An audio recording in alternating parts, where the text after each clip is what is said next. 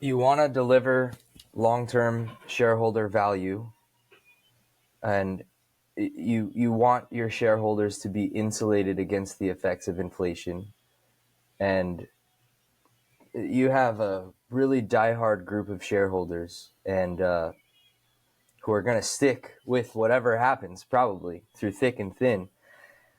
That's such a loyal base. Really deserves to have exposure to Bitcoin and permanent capital, and to start their journey, if they haven't yet, of understanding what the hell this Bitcoin thing is. And that's the most important thing.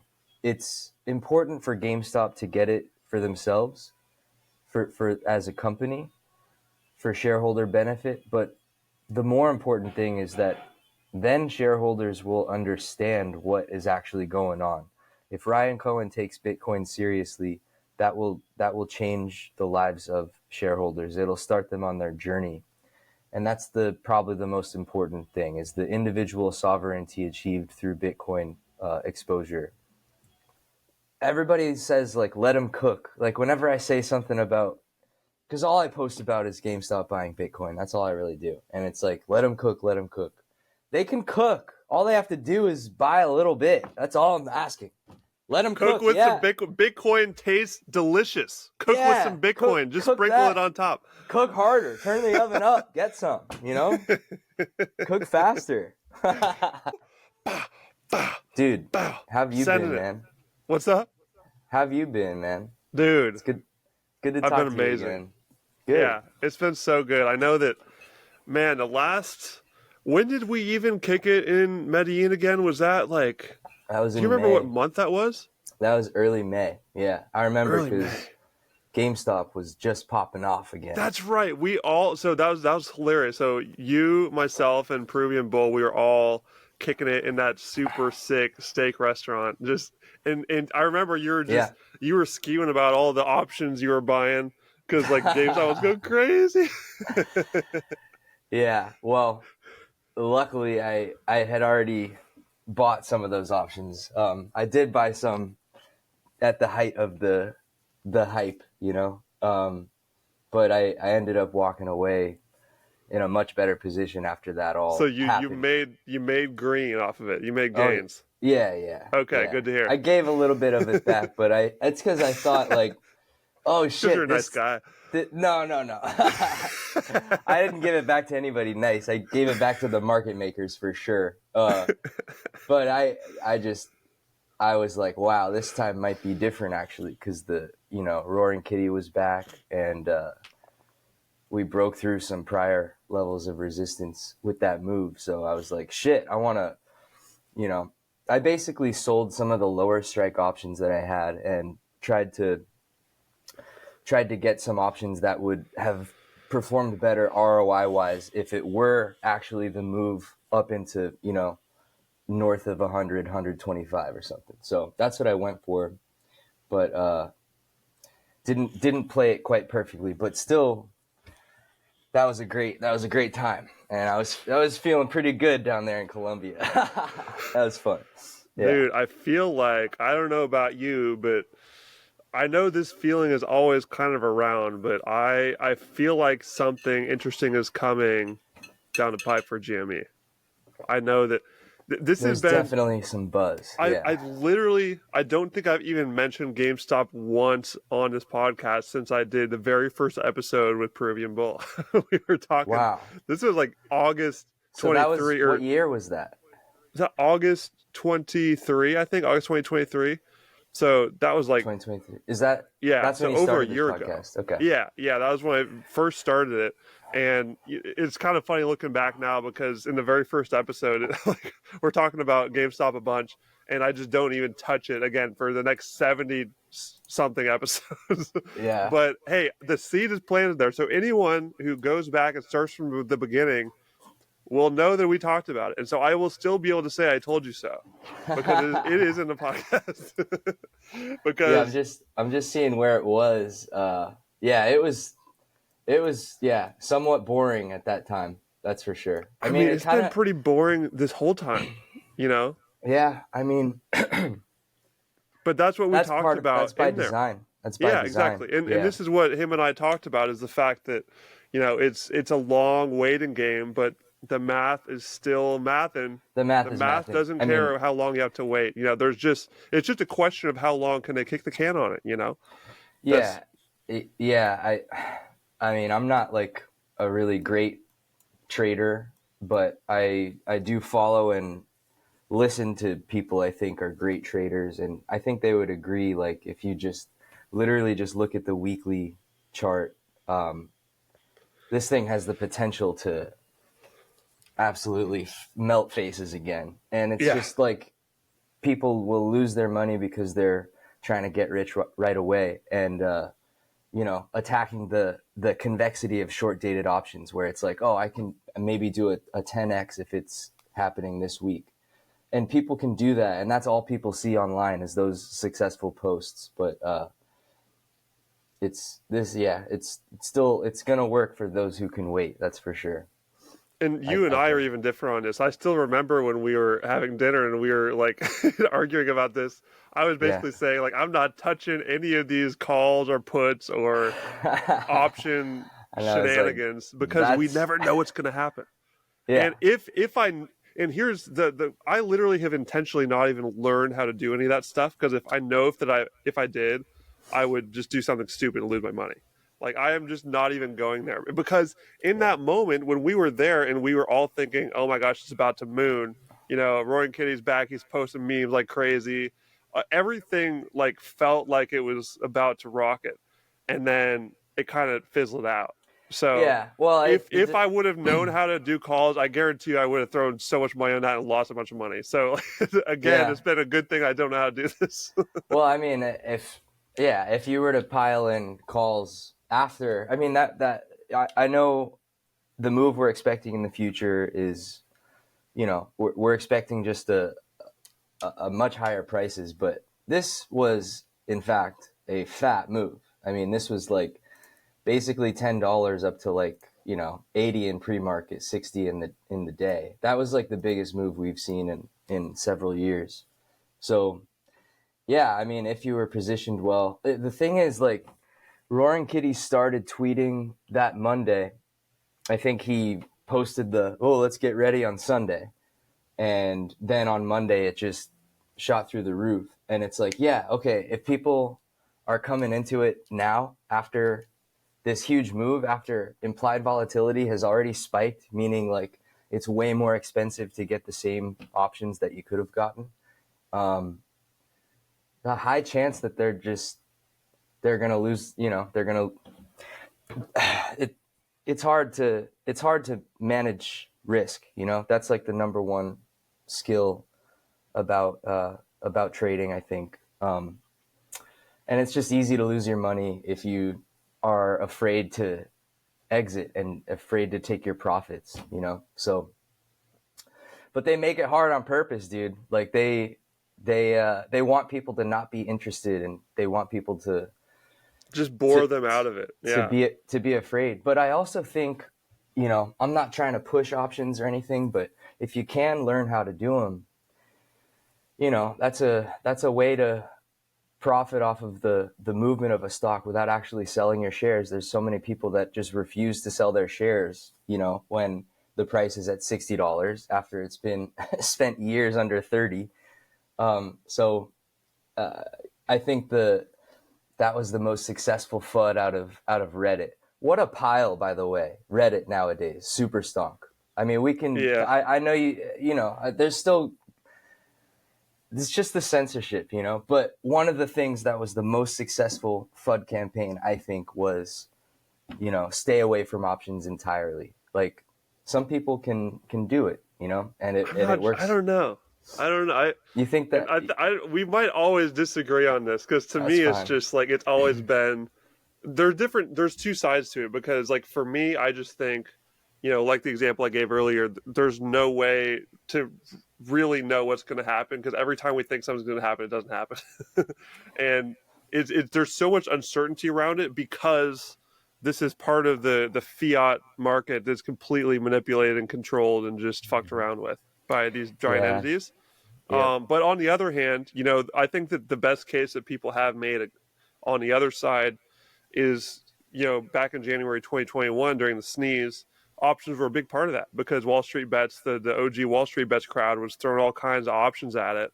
And that's what created enough of a spark to just explode during that time. Yeah, it was a gamma squeeze. Yeah. Market makers had to hedge accordingly, and I'm not an expert on this stuff, but they were forced to let the price do what it did, at least to some degree. Yeah, gamma squeeze. Yeah. Yeah. They happen a lot. All right. Let's do a proper intro here. So this is okay. Hello everybody. Some days you're just really in a podcasting zone. I just feel like talking to people today. I just finished an episode with Mike Hobart, who is a super interesting guy. We right at the very end, we just opened up all kinds of rabbit holes, and I just finishing that. I just have all this energy I want to get out. So I threw a random text in one of our group chats. I just want to talk to some homies today, and we got our boy Mozart here. This is a wonderful, fine gentleman who I met in Medellin last year after we were friends on Twitter for quite some time. So that was really cool to connect with you. Yeah. And I'm really excited to bring you on, bro. This is the best place to just bring friends together and share their signal with the world and just their stories. And I know you have so much awesome stuff to share just from my talk with you. It's been, almost a year since we talked though, maybe 8 months or something. So yeah, since we talked in person for real. Mm-hmm. Yeah.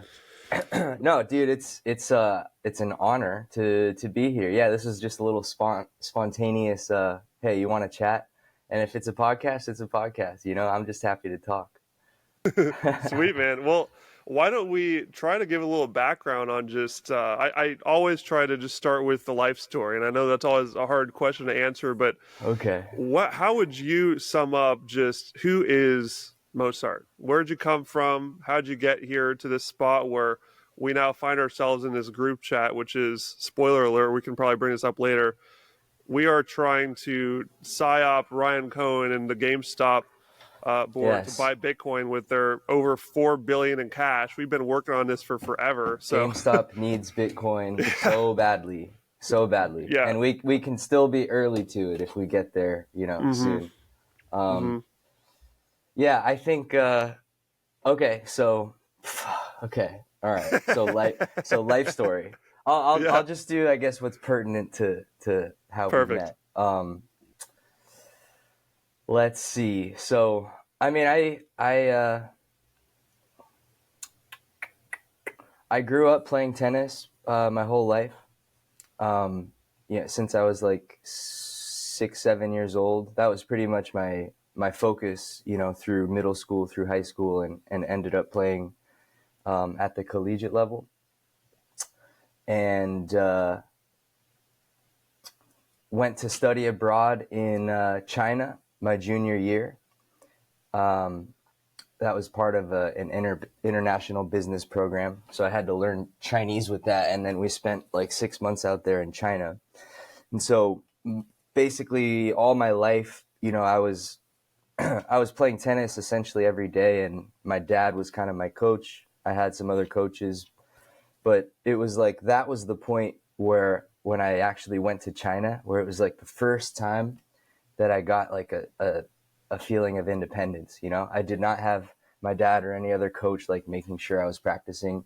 And I think it revealed to me that it wasn't really what I wanted to do anyway. If I could, I guess, redo everything, I'd probably just focus on music. I play a little guitar and drums and some other stuff.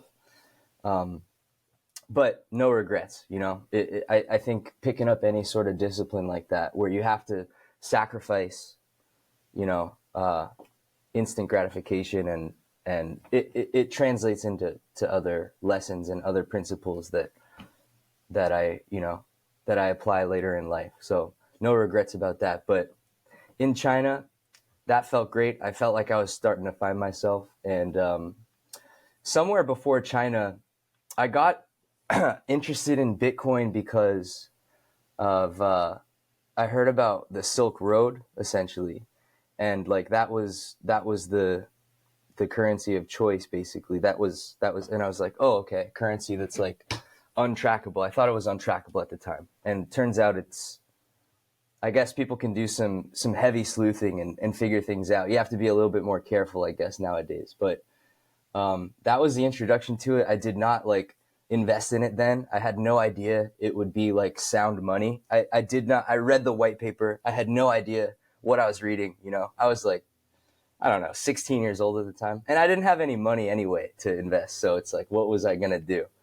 But yeah, I think so. That was like before 2017. And then I think after 2017, like as it was getting up to 10K, and then eventually just went up to maybe 18, 19K, I was like, oh, this is cool.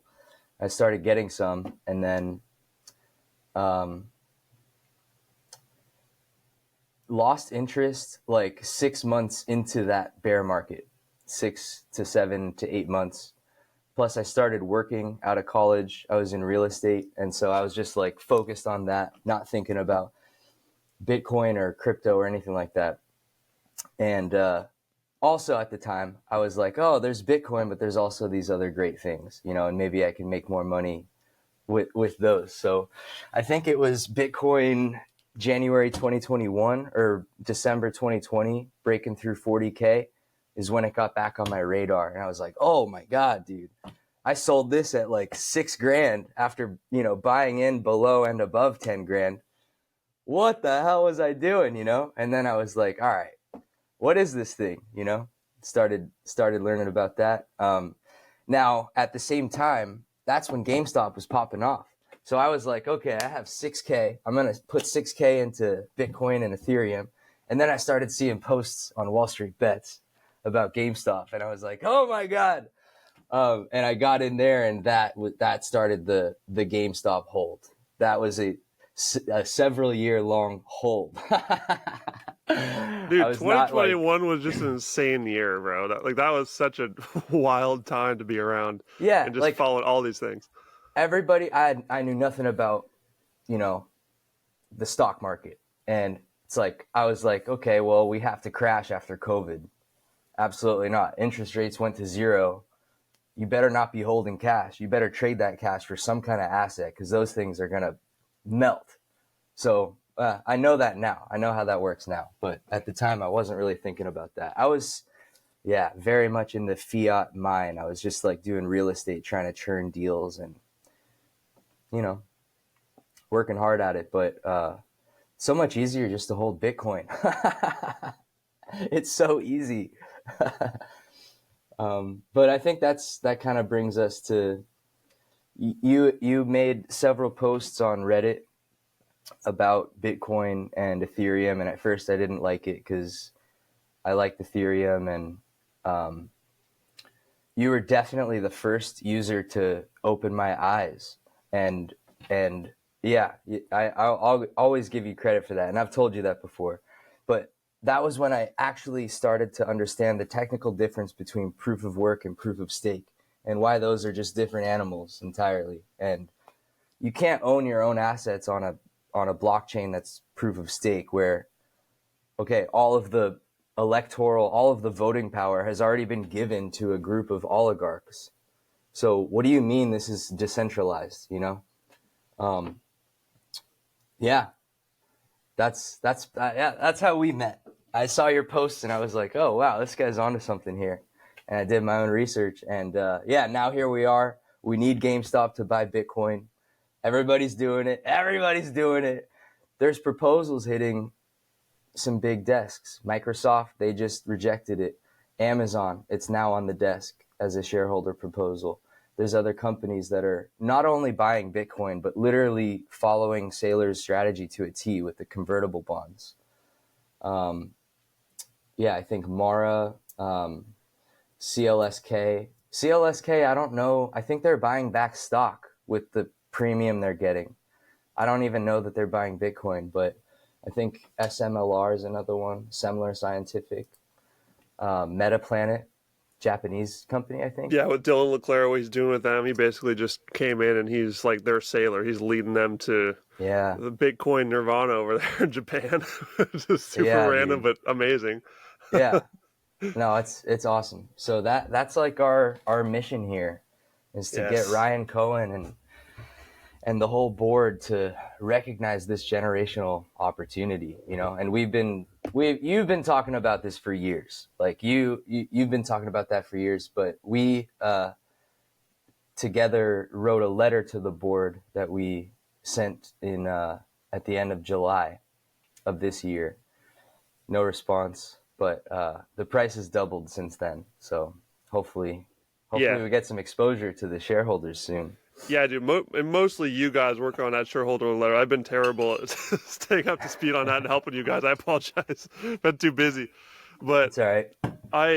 I appreciate you bringing that story up, because I don't think I've even told this tale on a podcast. This is actually a big reason why I started this in the first place, all the way back, over a year ago now, was essentially, I'd be curious to hear your view of this story, but you gave a little bit of a summary there. So as we mentioned, 2021 was a crazy year for all of us. We were both in the GME madness in January and ended up sticking to it, and we're still here today.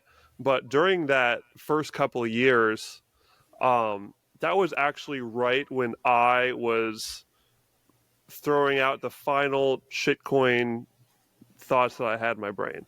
Because during 2017 to 2020, I was a full-on shitcoiner. Yeah. I was saying all the classic things. Oh, like Bitcoin, it's too slow. It's the old tech, too slow, bad for the environment. I was saying all that stuff. I had a crypto blog, like let's find the next Bitcoin. Mm-hmm. And 2021, GameStop actually really pushed me over the final edge, because at that point I was probably 75% to realizing all this shit is garbage and Bitcoin's the one.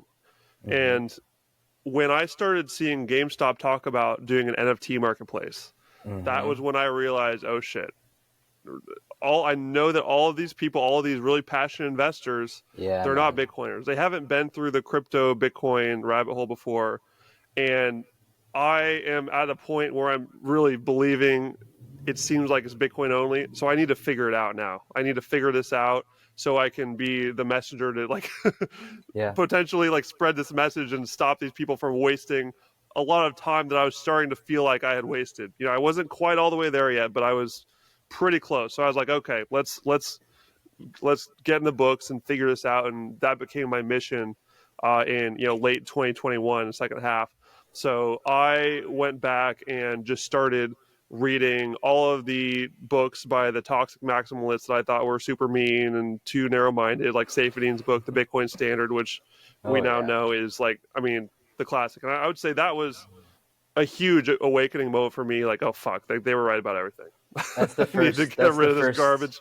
That's probably the first read for anybody who hasn't read anything about it. Read that one there, Bitcoin Standard. Yeah. It is like the Bible of Bitcoin for a reason. Everyone points at that as like the thing that really pulled them over the edge, and his other books too, the Fiat Standard, Principles of Economics. Like all of his books are fantastic. He's such a great writer. But essentially, I figured out, oh, okay, Bitcoin is the real deal, and all this other crypto is nonsense and a varying range of scams.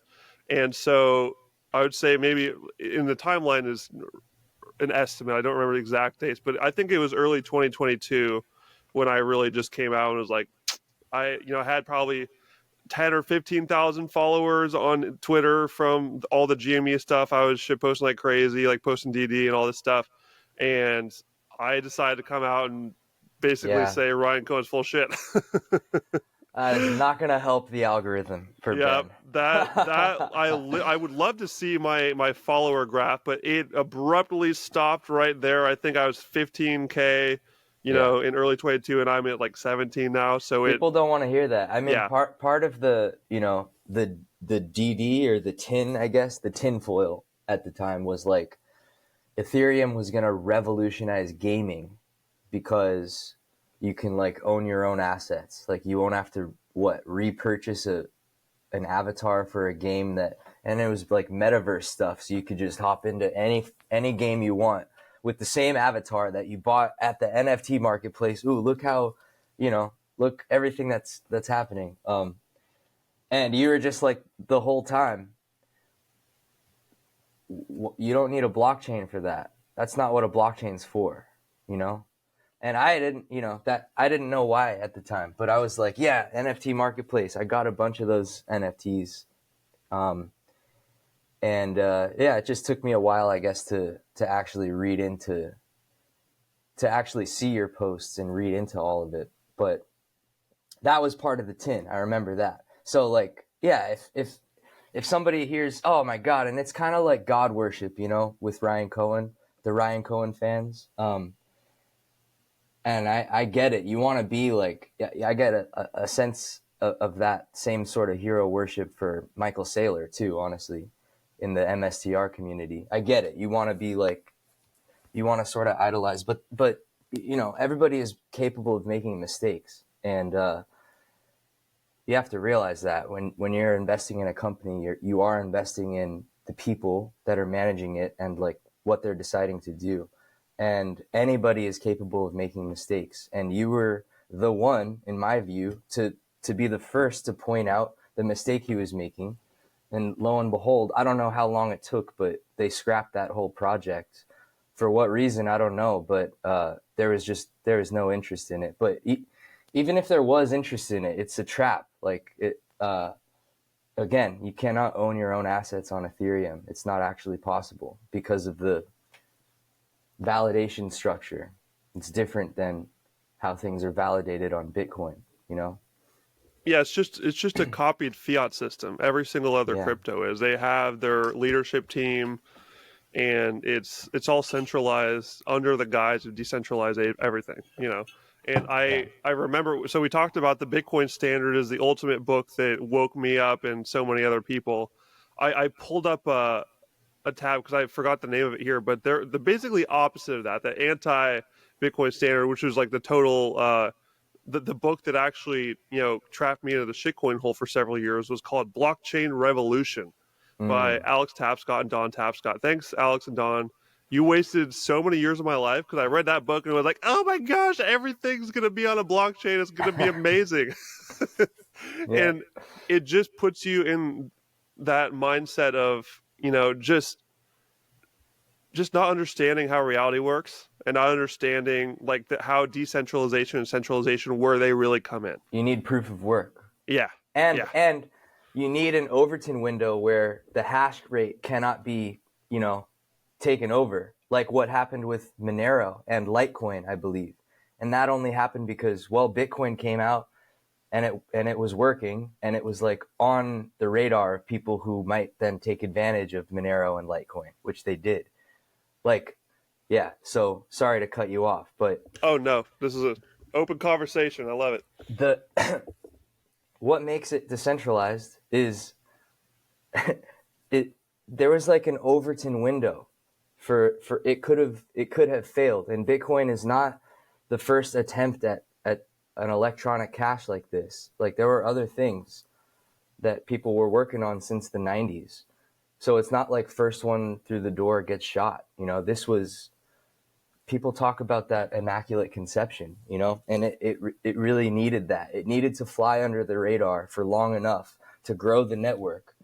Now there are miners literally everywhere across the planet, and it is within their incentive structure to ensure the honesty and integrity of everybody's copy of the same blockchain. Like, it's just so beautiful, dude. Like, and the miners in the beginning, the story, like, they had to fund the electricity and fund all the cost that goes into getting better machines every year as the difficulty to mine increases. So they were forced to sell, like, even the first people who were mining, they had to sell to some degree. And it just ensured, at least a somewhat even distribution of Bitcoin across, across the whole network, if you will. So it's just beautiful, dude. It's literally like, it's sick. I'm so happy that I'm alive during poetic. it. It's so poetic, dude. Yeah, it truly solves the exact problem that, like, the biggest problem in the world, which is centralized money through central banking and fiat. This is the best solution we've ever seen. And like gold was a really good solution for, well, it wasn't even a solution to fiat. It was before fiat.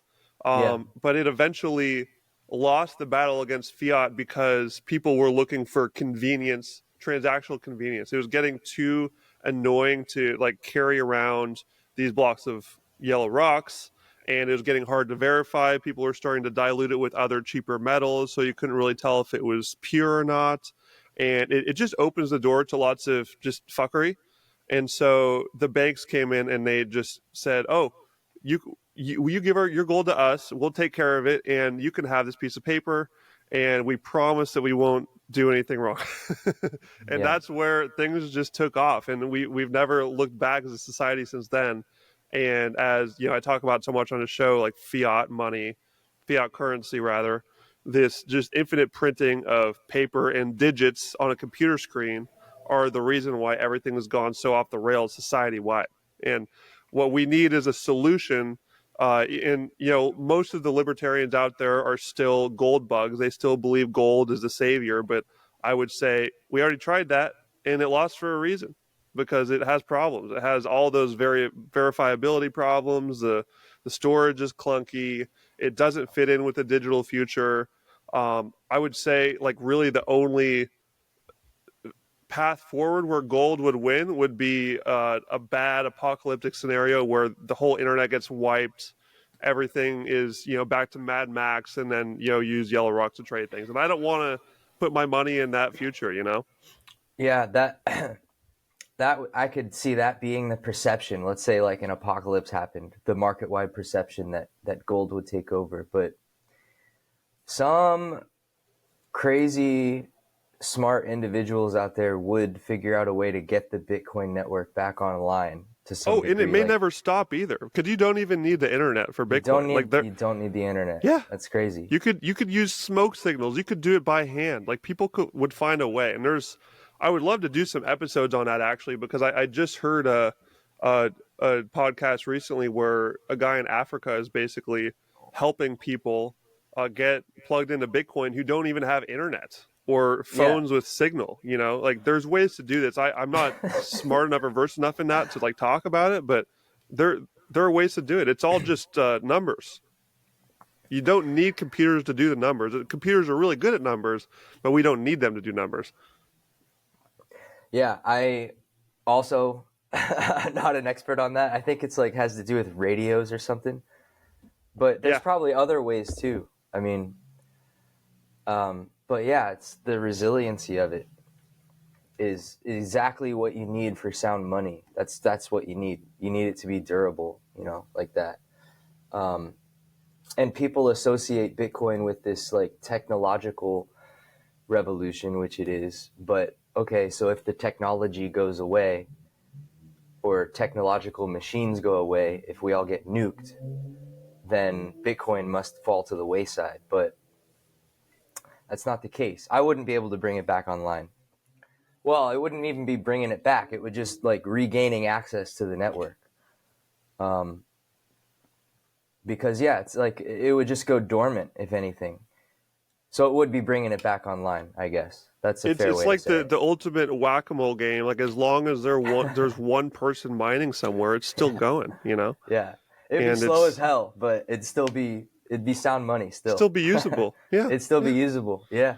It's still be Crazy. running. It's completely decentralized, and that's one of the benefits of decentralization. And Yeah. yeah, it's really exciting. And there's so many tangential rabbit holes to look at for, like, how would it, you know, respond to any of these like really bad scenarios we talk about. No one knows for sure, but what we can say without question is this is the best solution we've ever seen. Like, there isn't a better one, you know, unless you want to argue gold, like we said. But, and you know, I don't even, you know, fight with gold people anymore, because their head is in the right place. The hill that I will die on is that we need sound money for this world. And if people have differing opinions on gold versus Bitcoin, I'm not going to focus on that. I think that there's really smart people out there that can like help, that have like more of a tentacles inside the Libertarian Party. Like I know that Saifedean, goes to these libertarian events and he talks to them about Bitcoin. He's way better at doing that than us. Yeah. Pierre Richard has done that. He's gone on debates with Gold Bugs before, does an amazing job.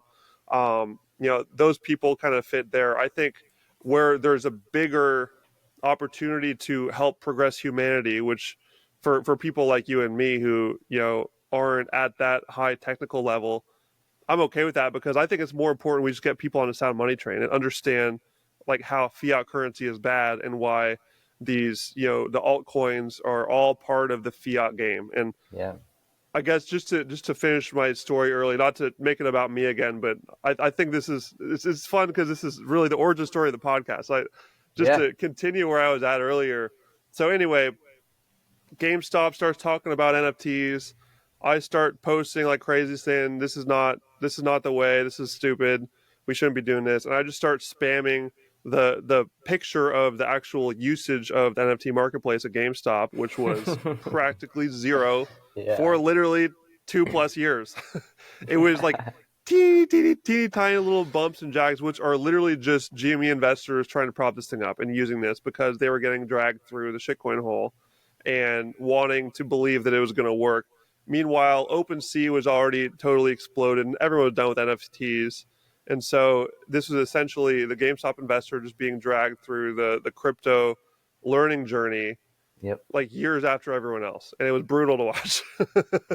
But I got to the point where I was like, these people, they're such great people. Their heads in the right place. They want to change the world. They want to make an impact and they want to make a lot of money. These are all things that are great things, but they're just off track right now because, like you said, I think they have a little too much trust in Ryan Cohen and they haven't gone through the proof of work yet of really going through the research themselves. So I did my best to put out content to help, but it was tough, like just tweeting, like my Twitter got completely kneecapped and to this day is still dead. Like back in 2021 and early 2022, I was getting huge engagement. I was getting hundreds of likes per post. It was super fun because everyone, when you're really all positive energy, everyone's retweeting each other and it's like a huge engagement farm community. Yeah. As soon as I started saying Ryan Cohen's wrong on this one, dead. Of course. And to this day is nothing. So many people blocked me, so many people unfollowed, but I just felt like I have to die on this hill because there's so few of these people. Basically the only other guy who was saying Bitcoin is the way with GameStop was Peruvian Bull. But we took different paths on this. I actually remember we had this conversation.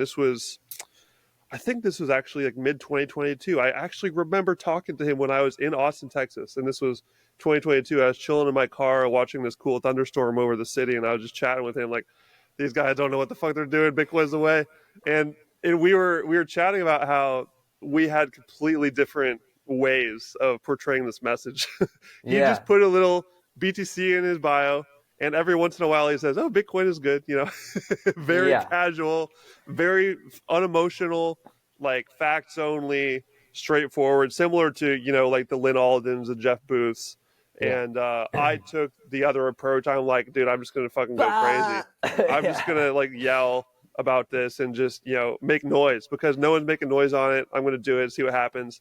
And be the toxic Saifedean type of guy who just goes after everybody on Twitter. And so, I did my best to do it in a way that helped people find the way, but the experiment certainly showed that his method, I think, helped a lot more people. But it's tough to say because there's still very few out of the GME community who've really come out and said, okay, the crypto is a bad idea, Bitcoin is the way, let's do this. People still aren't really saying that. And like we both talked about, it takes years to get through this for so many people because the crypto industry has such a powerful pull to it and such a powerful magnetism. They get tons of VC money for marketing and they really stick that in your brain to decentralize everything and crypto this, crypto that, NFTs. And like looking back, like we were both stuck there too. Like this is, it's wild. It's really an interesting psychology experiment on this demographic of people. And the fact that Ryan Cohen was promoting it uh, just made it so they were completely stuck there. And most of them, I still see .eth in so many GME people's handles, bro. Like they're still there. And this is 2020, almost 2025, and they're still there. So we still have work to do. But yeah, I just decided like I need to, I can't stop doing this. I'm going to keep trying. So I'm going to start a podcast and start like talking about Bitcoin on it. This was like very much a part of the inception of the podcast, was like I need to do everything I can to get content out there for my GameStop friends to learn about Bitcoin. And that's why like almost all the at least the first dozen episodes of the podcast are all Bitcoin, because I was originally going to make it all about Bitcoin. But then that was August 23. Less than 1 month later, Peruvian Bull and I go to Colombia, as we talked about on our first episode together, and we both try the carnivore diet out together. And then that becomes a whole new rabbit hole. And then I do the bazillion episodes on the carnivore diet. And I'm like, screw it. This is why I just made the podcast my name, because I want to be able to follow all these different holes. So the podcast has gotten all over the place since then. And it's super cool to just have you on and kind of bring it back to the origin story here, because I don't think I've ever shared that before. We're bringing GameStop back in. MOAS is still inevitable, and it is tomorrow. Oh, man. One of the best traders that I know says he doesn't know when, doesn't know how long it's going to take, but 215 will be support on GameStop one day, someday, hopefully what number? soon. 215. 215. Ooh, I like that number. I like that floor. Support. That's a good floor. We like that as a floor. That's going to be a floor. That's going to be support. Yeah. Did you see the DD a few days ago about the 4-year cycle theory? Was it on Reddit?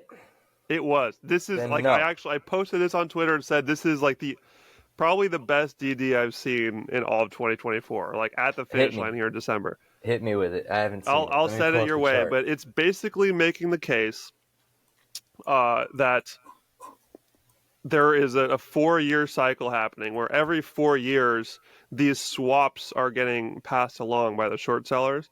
And when you look 4 years before the 2021, there was apparently some very interesting anomalies, and it's happening again. Yeah, it took a huge dump in 2025. So who knows if that's going to happen? But I love putting on my tinfoil hat and getting hyped about some dates. Me some dates. What happened 4 years prior to 21? That is, I don't remember. I'll have to dig up credit swaps. Yeah, it had to do with swaps. I don't even know if there were like specific moves that day, but there might have been swaps happening in the background that were relevant. I'll need to find it. I don't even remember like the historical. I mean, the swaps data. are out there. The swaps are out there. I don't know. I think that I'm a believer that there are still big shorts out there. Not everybody think they're bigger than ever, dude. I think that they've just gotten bigger and bigger since January 21. Well, every time people try to play weekly options, you know, we're just padding the pockets. We're padding their pockets, I think. Citadel probably makes the most money off of GameStop's runs. Everybody thinks they're in danger and they're in trouble. Ken Griffin's a smart dude. He's one of the most competitive people on this planet. He got to where he was because he's a man of sheer will and like John Wick, you know? And he's just smart. Like, Citadel makes fucking bags off of GameStop hype, I think. But there are definitely credit swaps out there. I think it started with Archegos, whatever, and then that went to the what was it? The 3-letter, not UN. UBS or UBS. Yeah. UBS. I think they're somehow connected. I don't know. I think Peruvian Bull knows he's fingers on the pulse with the credit swap stuff. Yeah, I don't There's really a lot follow... of smart people who can follow that stuff better than I can. I'm not one of them. I'm on the left side of the bell curve. I try and find good information and just go with that. I'm not like, I don't really follow I just try to, I think the chart can tell you enough. All that I'm very confident in is, like you said, is that the bags are just being passed all over the place. And this is why I continue to hold strong. I still haven't sold a single one of the shares I bought all of 2021. I bought some more this year. When it was moving in May, I was like, you know what? Got a little bit of extra money. Let's throw it in there. And he's a fucking believer. And this has actually made me even more just like fiery about getting them into Bitcoin, because I had the chance to put it in Bitcoin at that time. It was like 30K, and I decided to put it in GameStop instead, because I just keep having this belief that Ryan Cohen will figure it out. He's posted so many libertarian, Austrian things. I will never forget the day. When he posted that like Austrian meme, it was like the Hayek meme. I was like, bro, come on, you're so close. This was like 2 years ago. Like, come on, Bitcoin is right there. I know. It's like that's what we've been talking about this whole time. It's like he knows what inflation is, so he must not know what Bitcoin is. I guess maybe he had to go through the altcoin ringer himself. Larry Chung, however you pronounce his last name. Bitcoin, broke above 76, I think, recently. And he posted like, hey, it's at an all-time high. And I was like, oh my God. At least they know that they know about the price. He knows it exists. He knows it's out there. But he may not know what its function is yet, as of yet. So, yeah, man, that's close, dude. So close. This is extremely common as well for these really like sharp, accomplished fiat businessmen, And when people make a lot of money, which Ryan Cohen has, he's a billionaire. You can't become a billionaire in the fiat system without really getting good at that game. But the problem is for a lot of these, very rich people, and we see them all over the place. Like we were talking about before, Microsoft, all these other big companies that have tons of money, they don't get Bitcoin because the people that built that huge business, they did it in the fiat world, and so they have a fiat mindset about how to, do things. And the type of people that attracts are the type of people who want to be the creator of things. They want to make the things. And this is why I think Elon is just constantly confused about Bitcoin, even though he's been in and out of it. He bought some, he sold it, he had it in his bio, and then it was gone. Like, he's been all over the place. I think it's because he just has that mindset of he needs to be the creator. Like, he wants to be the person that makes the thing. And the fact that he didn't make Bitcoin, means that, and this is why, he's all over Doge, because I think he has a ton of Dogecoin to the point where he could actually, like, control it if he wanted to. I don't know. But I think a big part of these people's mindset is they want to be the ones that create. They don't have the humble factor of just accepting that Bitcoin is beyond them. It's bigger than any one person or creator, and this is why so many super accomplished fiat business people still don't get it. No matter how big it gets, they just cannot cross that level of saying, I need to submit to this thing and bend the knee, because this is like a humanity shifting thing. Just because I didn't make it and can't control it, doesn't mean that that's the problem. That's a really interesting take. I've never thought about that. Like, I don't want to say hubris, but you have to be, confident to accomplish the things that any billionaire has.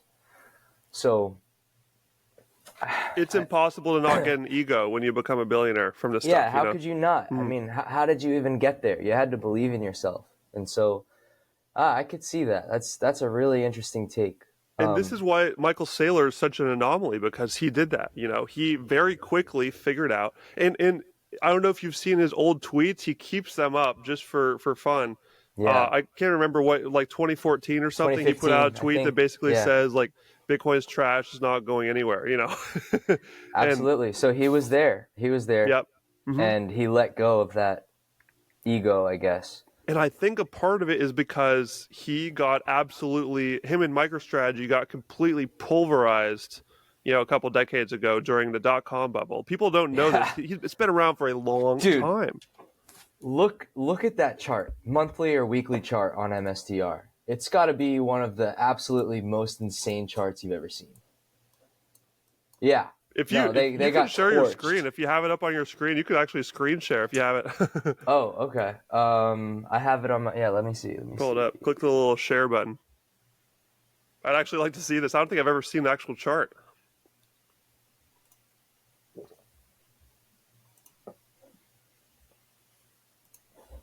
It's got some of my markings. I'll try to take some off here.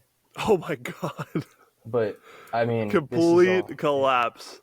That's crazy. Yeah, I mean, that was the dot-com crash, What was the high to low on that? That's like $2.50 or something down to $1. Yeah, bro. Less than $1. Oh my god. Wow. Lord, please. 327, 328 down to, oh my god. I mean, it's just going to say 100% loss. 50 cents? Down to fucking 50 cents, dude. So over $300 down to 50 cents his stock price went in MicroStrategy. In the span of... Unreal. About 2 years. So in this company, and I think that's part of his story. That's a big part of his story. It humbled the shit out of him because but then he just learned that... Sorry. Let me include this real quick. If you look at MSTR over the money supply, over U.S. money supply, we have, this could be let's say it's like a big double top into a Bitcoin bear at the end of 25 or beginning of 26. Like, whoa, that could be a crazy fucking move, dude. Mm-hmm. Madness. That's just very hypothetical. Wild. It's just one way to look at it, like MSTR over the supply, the money supply. But sorry, I cut you off there. What were you saying there? No, that's great. Thanks for sharing these. But I mean, I still remember in 2020 when he just made that huge buy, and the first big buy, and he was going on the podcast and talking about it. Yep. And I just remember listening, like, wow, this guy is so ahead of the curve.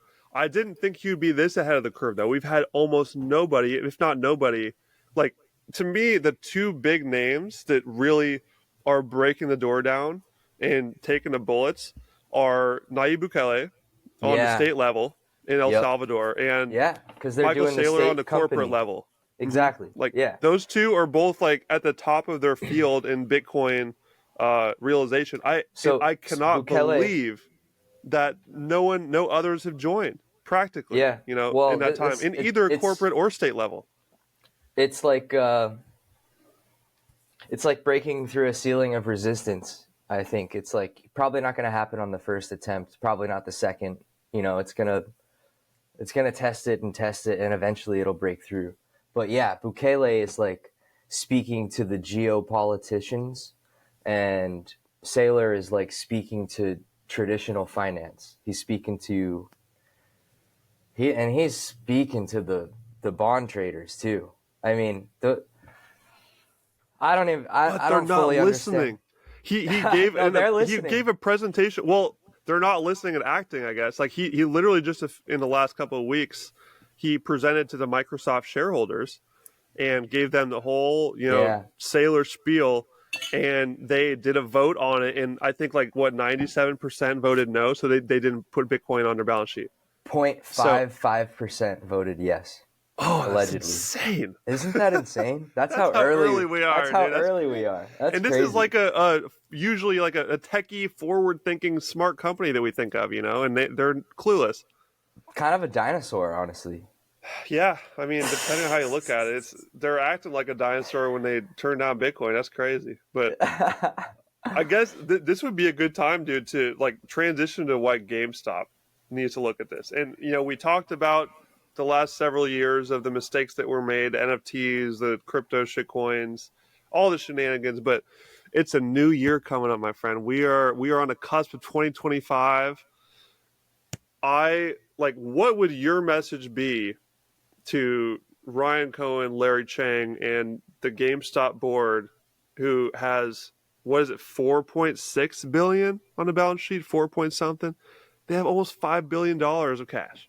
Yeah. Melting ice cube fiat, and it is hurting my soul to see that sitting there and not rising with the Bitcoin price, as we've seen, like more than tripling in the last, handful of months. Yeah. But, yet again, we're still getting the same story from all the people on Twitter of like, oh, they shouldn't do it because it's at all-time high.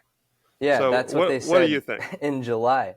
Exactly. Well, I think that Ryan Cohen, there must be a plan for this money. Otherwise, it would not be sitting as cash. Or I just can't imagine that that's the case, given what he's been vocal about in terms of inflation and how it takes power from the player. And he's trying to deliver power back to the player. And he's trying to deliver long-term shareholder value. Thank you. At least that's what he says. So I think it must be, just, not to get super tinny, but he started off as libertarian, and obviously now he's all Trump, and so maybe there is something under the hood with Bed Bath & Beyond or Baby that the government was shooting down those balloons, where they were not allowing some sort of acquisition or merger or whatever. And maybe the new administration is going to allow for that.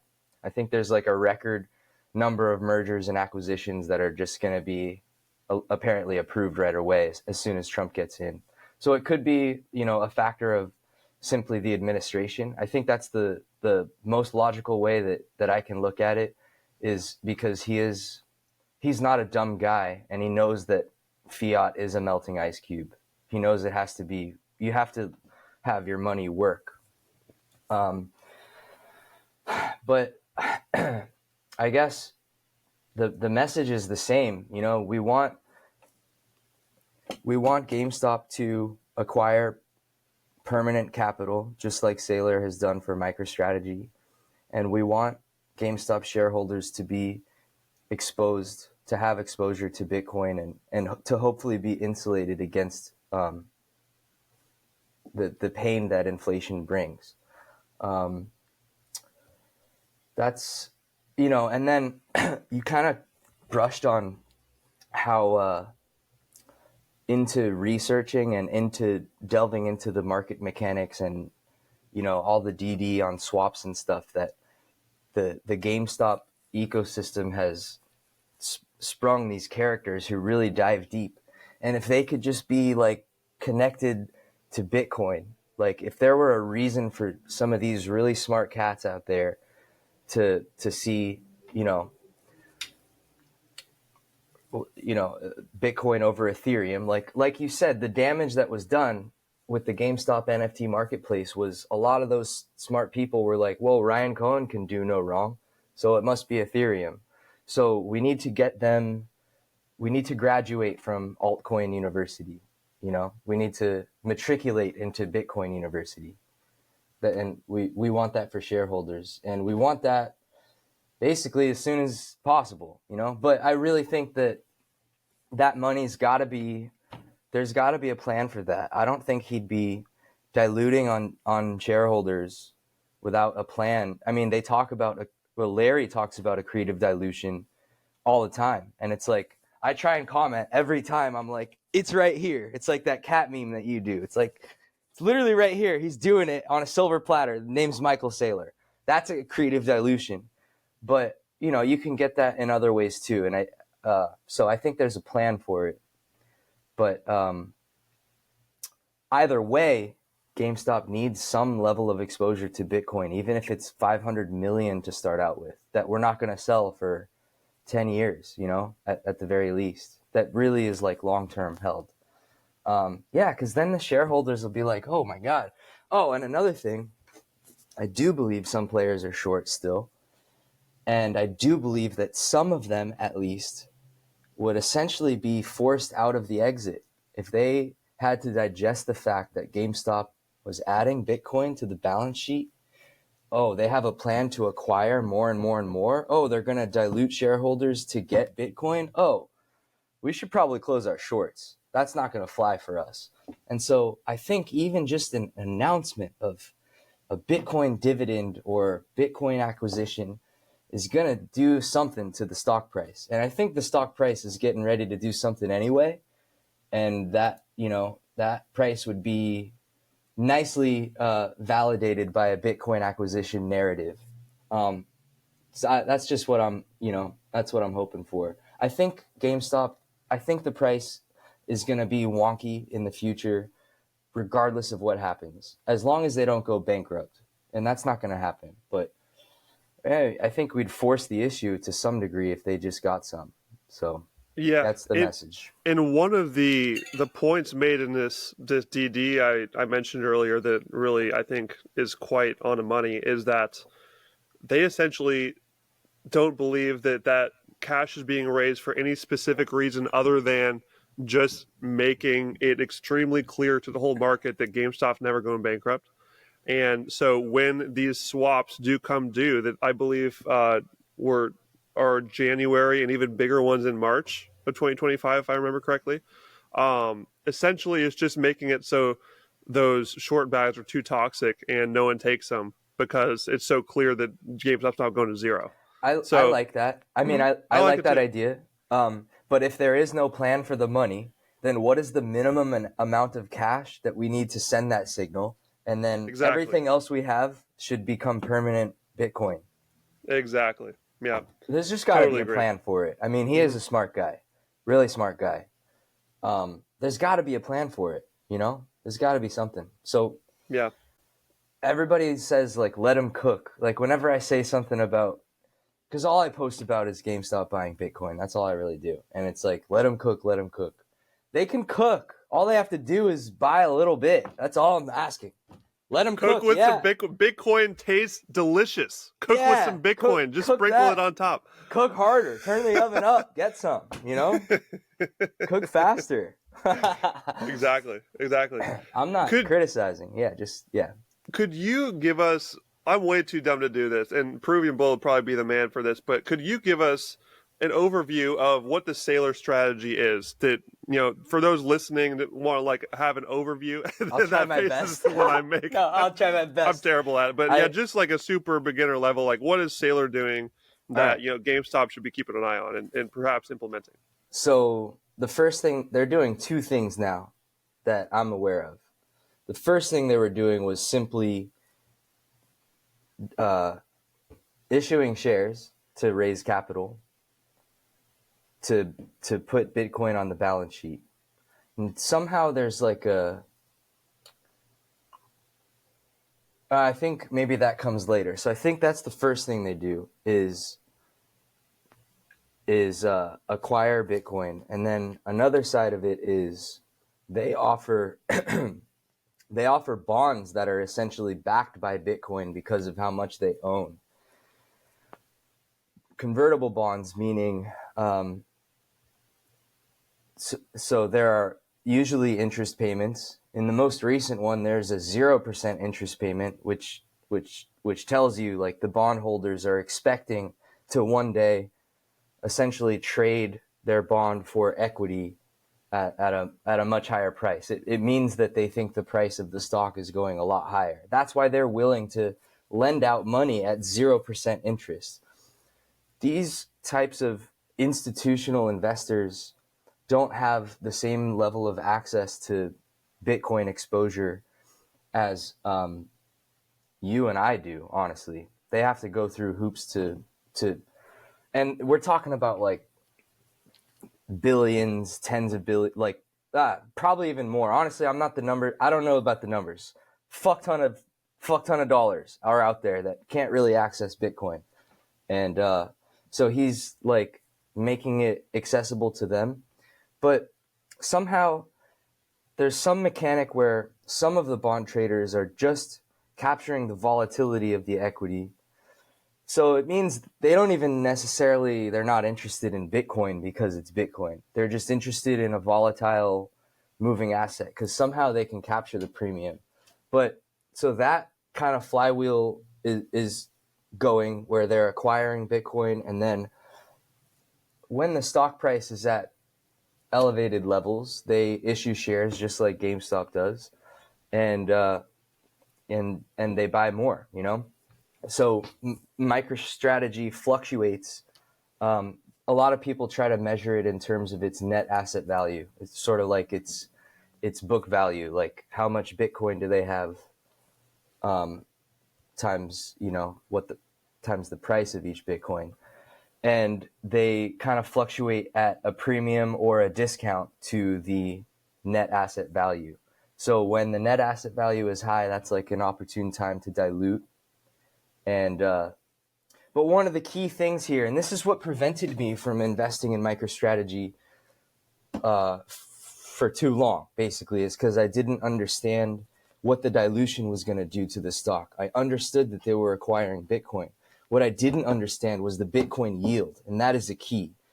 I would have to, I don't want to misrepresent what they're actually doing, so I'd have to just refresh myself on exactly how it works. But the point is, and this is why I'm a shareholder now, long term. They're measuring Bitcoin acquired per diluted share. So it's not like they're selling 1 billion in shares and buying 500 million in Bitcoin. They're selling 1 billion in shares and buying 1.5. They're able to buy more Bitcoin through some fiat bullshit, some whatever fiat minded bullshit. He's literally like attacking the US dollar. So he's obtaining free Bitcoin. I don't know fucking how. I have to ask Grok. All right? I got to ask Grok. That's my quant. But it's beautiful what they're doing.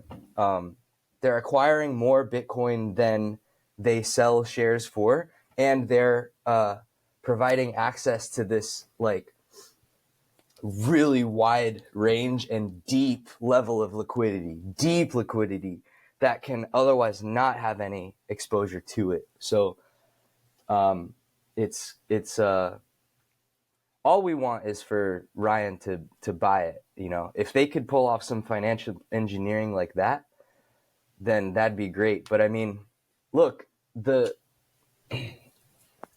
reason I think shorts are still active in GameStop is because the price runs sometimes. Like even in the past 3 years, it's been in this like huge downtrend. Prior to May, there were moments where it would appreciate 70%, 150%.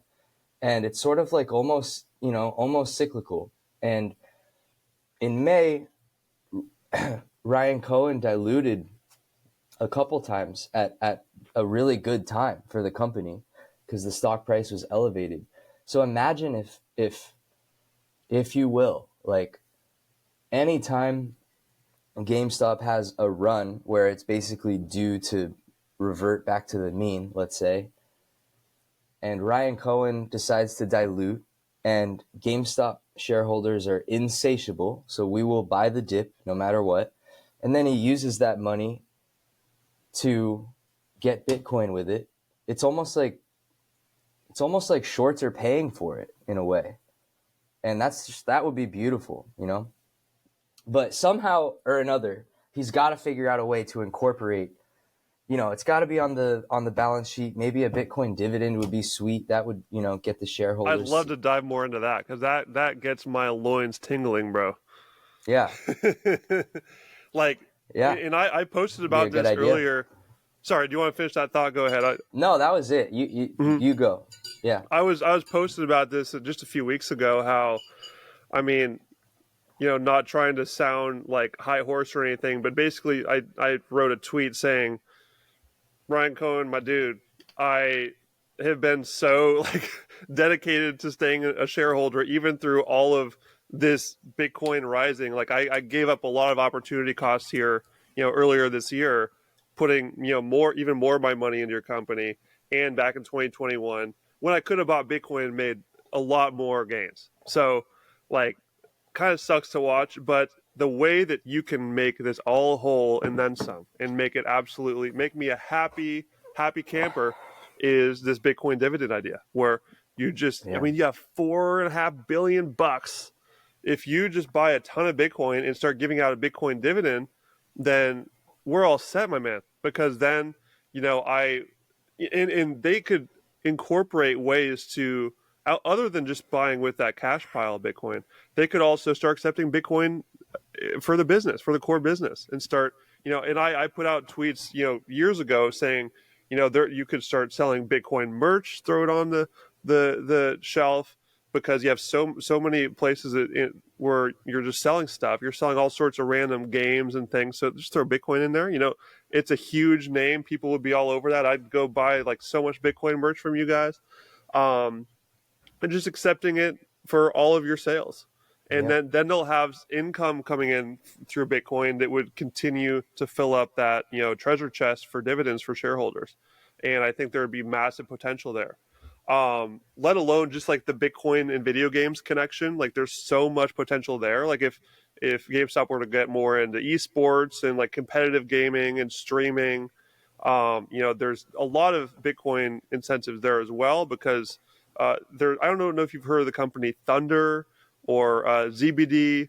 These are like Bitcoin gaming companies. I brought them up several times in the past about how there could be some potential there for some collaboration, because these are companies that are making games and basically integrating Bitcoin into these games. So when gamers play, they earn Bitcoin for it, and that can be Wow. used as sort of this currency in the competitive gaming world. Where what if you jump on Call of Duty and there's wager matches like the old Black Ops days. I don't know if you were in a Yeah. Black Ops 1, but go into a wager match where you bet these Call of Duty shitcoins, whatever they're called, and all your friends get in there, and whoever wins gets to their stupid credits. Well, what if you could have Bitcoin in there instead?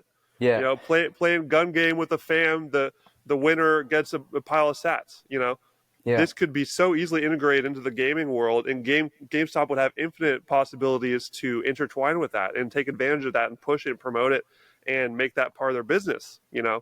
Huge opportunities. Huge Yeah. opportunities. Those are fun applications with it, but we're not going to get it. It wouldn't be the same like if they offered that, but they didn't really know why.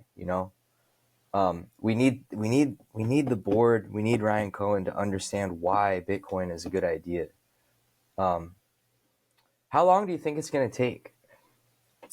Bro, I've been trying to will it into existence, like we said, for like 3+ years, bro. Just saying, like, making predictions that Ryan Cohen was going to figure it out way back. Like, in the very first Austrian Hayek post, I'm like, oh, yeah, he got Bitcoin. So He's just playing with us, but he never did. Do you remember when the NFT marketplace was shelved? Do you remember exactly when? I'm pretty sure, was it about almost exactly a year ago? I think it was last winter-ish. I can't remember. You'd have to look. They didn't. This is another thing that annoyed me, is that they didn't even make it like an official announcement or anything. They didn't come clean. No. You didn't come out and say, we made a mistake, that didn't work. Literally the only thing that happened was at the top, like the little top bar on the website says, oh, by the way, it's going away in a month. Yeah. They didn't do they didn't say anything else. That's stupid. Come clean. Tell your shareholders and your customers that you fucked up, and tell us what you're going to do next and fix it. Instead, they just like put their tail between their legs and just threw that out there like bullshit. That was annoying. Yeah, and then it's like the no conference calls on earnings, man. That's crazy. That's kind of I don't even like care that much about that, but one of the things that someone posted a few days ago was, in Ryan Cohen's original shareholder letter when he bought into GameStop way back in like 2020, was that he was saying that they need to bring more transparency to their shareholders. That was one of his things he said they needed to do, and they haven't done that at all. And like, I don't even care about that so much if they were, doing great things and really making the correct moves. But so far, we've seen a lot of incorrect moves. Yeah. And so, like, I think that being more open and also just listening to, outside perspectives. I know that there are certain people and certain CEOs are being really active on Twitter and social media listening to people. And I have been spamming Ryan Cohen for years now. And, I'm not, big enough name to like expect that he would listen to me and talk to me. But, if there's some avenue to, to have like that shareholder to CEO connection. That would be really cool, and maybe we could have prevented all this nonsense. Yeah, I think there's another user you probably remember named Miller Time on Reddit. It's Miller the Time. Big DRS guy, right? Big DRS guy. Big DRS guy. I think it was either him or it might have been. Anyway, I love Miller. I love you, Miller, and congratulations on your recent success. By the way, he became a MicroStrategy holder a while back. So, so he called that early. Nice. Yeah. I think I don't want to speak for him or misrepresent or anything. I don't really talk to him that often, but he was the guy that was like DRS. Changing the world is what's at stake. So he's a big like no IOU guy. Big, self-custody type of guy, because that's the DRS argument, essentially. So it's like GameStop holders are right there, bro. They're like literally right there. So many pieces. Exactly. Yeah. I'm glad you mentioned that. The DRS thing is so similar to the self-custody for Bitcoin. But Bitcoin, like self-custody is even better. It's like the even better version of that because there's no computer share bullshit to deal with. It's not a third party. Yeah. Yeah. Fucking old ass website that doesn't even let you log in. Flashbacks. Anyway, I forgot what I was gonna say about Miller. What were we just talking about? I don't know. Feel free to take a sec to think about it because I can always cut out the pauses. Oh, okay.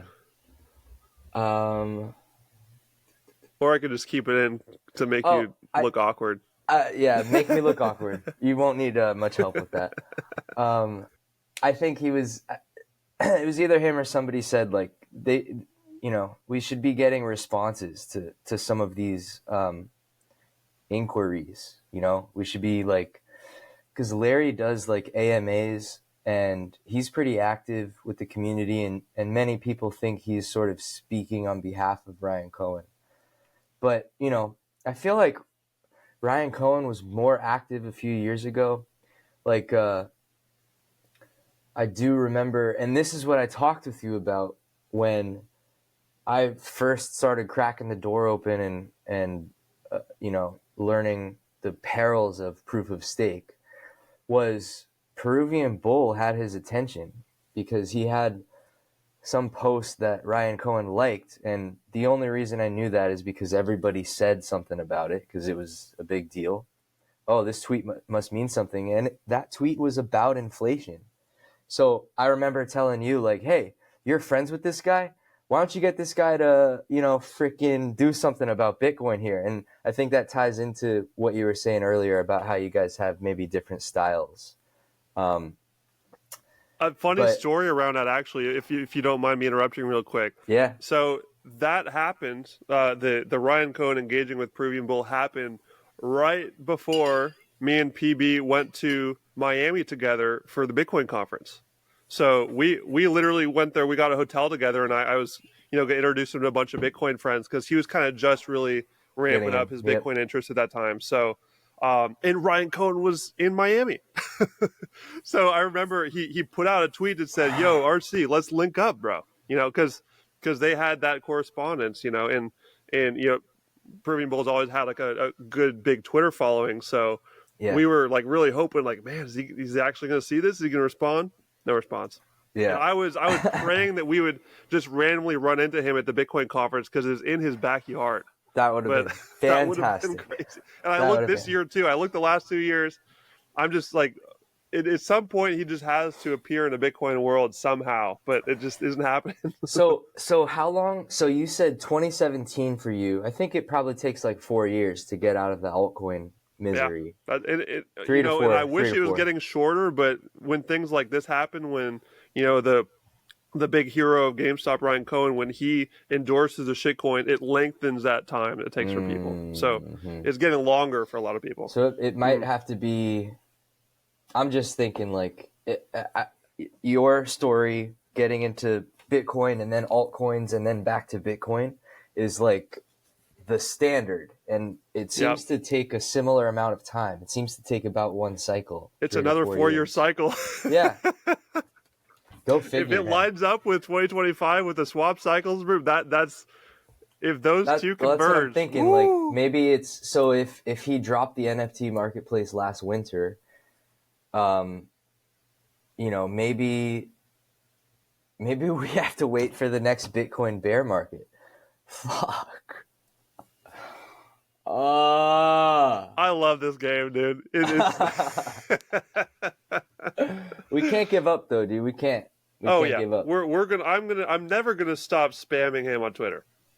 I don't care. Me too. I've not had a single. Actually, I'm just now remembering. This was one of my New Year's resolutions. Last late December around New Year's, I think.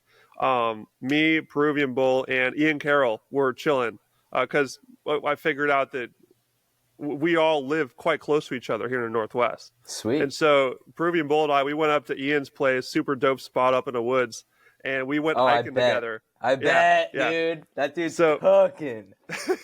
He's right? Absolutely bathing in it. So we... very tall, too. Did you notice? He's a giant jack dude. He's doing giant well. Good jack. Shout out to Ian. He's a man. We love that guy. So yeah, we were hiking around and we were talking about all of our different New Year's resolutions for the coming year. And I'm trying to remember. I think Ian's. I mean, he had a super ambitious one, like get to 1 million followers on Twitter, which I love. And I was like, no way, bro. But he's like 850 or 900 now, so he's almost making it. The year's not over. Who knows? And wow. he wants to write I hope he doesn't mind me sharing these things. I don't think they're private. Said he wanted to write a book or get started on a book and get on Joe Rogan. So it's like super high bar. I love it. Dude, I could see him getting on Joe Rogan too. That would be sick, dude. And he would be great. He'd be great for him. Oh, yeah. I mean, I love the huge ambitions for him. Like he's just killing it in every way. So love Ian. One of my, I'm trying to think back on mine. One of mine was 10,000 followers on Nostr. Check, baby. I mean, like 15K. Let's go. Yes, dude. Congrats, we flew man. past that.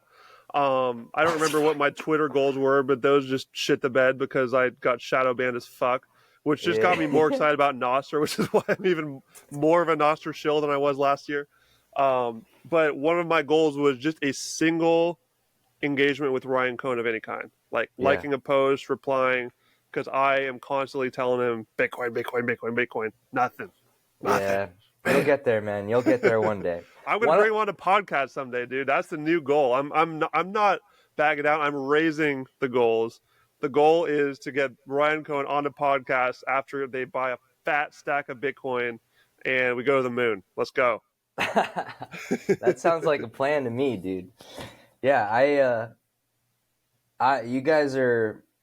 I'm not in the same game in terms of like followers and engagement. Dude, get on Nostr, man. Nostr is a fresh slate. There's no algorithm nonsense. Have you been posted on there? Have you been working on it? No, dude, I'm not. So that's what I'm saying is like, I have the account. I just forget to post. It is not my ambition to like get followers and get likes and stuff. Like I really just want to become fabulously wealthy, as quiet as possible, and get Ryan Cohn to fucking buy Bitcoin. Like that's all I care about. That's the only reason I sent in, we sent in the letter, and any post I ever make, I'm not trying to. I don't get likes, and I'm not trying to. If it happens, then great, that's cool. But I'm not in the same game as you. Like, you really gotta massage the algorithm. You gotta post at certain times. You gotta post at a certain frequency and like say the right things and not the wrong things. And that's on Twitter though. There's no algorithm on Nostr. There's no algorithm. That's one of the best things about it. I can't figure out Albi, dude. I can't understand it. Oh, that's right. I sent some Bitcoin to the Albi account because I was setting up the Nostr and I wanted it to, just go straight there. And I can't figure out how to get it out. I gotta like open the channel. I gotta send in more. You gotta help me with that one day because I can't. Yeah. And I've gone back and forth with the support guy, and maybe I gotta keep going back and forth because I'm so, dude. I can't even handle Discord. You guys are some tech gurus, man. Discord. Have you ever been in a Discord where there's like 117 channels and all of them have notifications? I blipped into Discord a couple of times, but I've never stuck with it because I agree it's a mess. It's too much for me. But there's all these things. Then there's, I got to start posting on Nostr more. I got to start posting more in general. I always just write in my phone. I got all these things in my notes apps. And maybe I should just treat it more like a journal, Just like write what I want. Here's how my mindset has been changed by Nostr, and there's a lot of things that I could spin into this. First of all, just regarding like the Alby thing. Look, we're in the early days of Lightning. It's a little clunky. It's a little tricky. I'm not worried. We're talking about like $30, like nothing. It's all good. I've had issues as well, and it is a little complex. And I just jumped on a video call with Alby. Like they just offered to like help me walk through it on a computer. So that's one way to do it. But for people listening that haven't gotten on Nostr yet, what I am currently recommending to people is to just create an account with Primal, which is one of the clients, is very popular. It allows you to activate a wallet built into the client. So you don't even have to deal with external Lightning wallets. And so I walked a lot of people through that when I was traveling in Mexico the last several months. And I got a bunch of people on board. It's super easy. It's the slickest onboarding there is right now. I know that Damus, which is a iPhone client, is planning to incorporate a built-in wallet soon. I'm not sure when that's coming. I had Will Castron on a podcast, a couple months back, and so I recommend listening to that for people curious about it. But I'm not sure when that's coming. But for now, Primal is my go-to. You can just create a wallet in there, so there's no hassle. It's super easy. And Gamestop should make an account on Nostr. That would be amazing. They would be like one of the first. I can't think of any. I think Cash App has an account on there. Man, I don't think there are any other real big public companies on Nostr. So that is another place where they could be super early. There's not even a MicroStrategy account, I would think. Like Sailor's on there, but yeah. But there should be an account for everything. So, an account. The businesses and corporations should start making accounts on there because it's a great way to, be a first mover on the future of social media, which I absolutely believe Nostr is. I think it's going to completely swallow Twitter, Instagram, LinkedIn, Facebook. These are all centralized silos of communication where people are controlled by the algorithm and shadow bans, and there's no easy payments on any of them. They all are mal-incentivized, or they're not incentivized to make transactions easy because they want to scrape money off of you everywhere they are. So I remember Facebook had this like Libra shitcoin or something they tried to do, failed miserably. Twitter has tried to implement a payment rail system. It's sucked for forever. Like it's not easy. They're never going to make it easy because that doesn't benefit them. But Nostr, the second you create an account and make your first post, I will come there and press the little lightning button that's on every single client and send you Bitcoin. You can start stacking. This is the easiest way ever to start stacking Bitcoin just for your posts. And Mozart, if you go make a good meme, it has to be a good one though. Right after this, I will go zap you for that, bro. I will send you sats. I just pulled up my Nostr. I'm just trying to see what's even on my profile. What did I say? Oh, what's happening with FEMA demonstrates private citizens are more capable, more organized, and more efficient than the government. You hear that, Ben? Great one. And see, listen up, friends. He didn't have to think twice about posting that. Even like, no matter like, you can put any controversial take you want on here because you don't have to worry about getting, censored or banned or anything.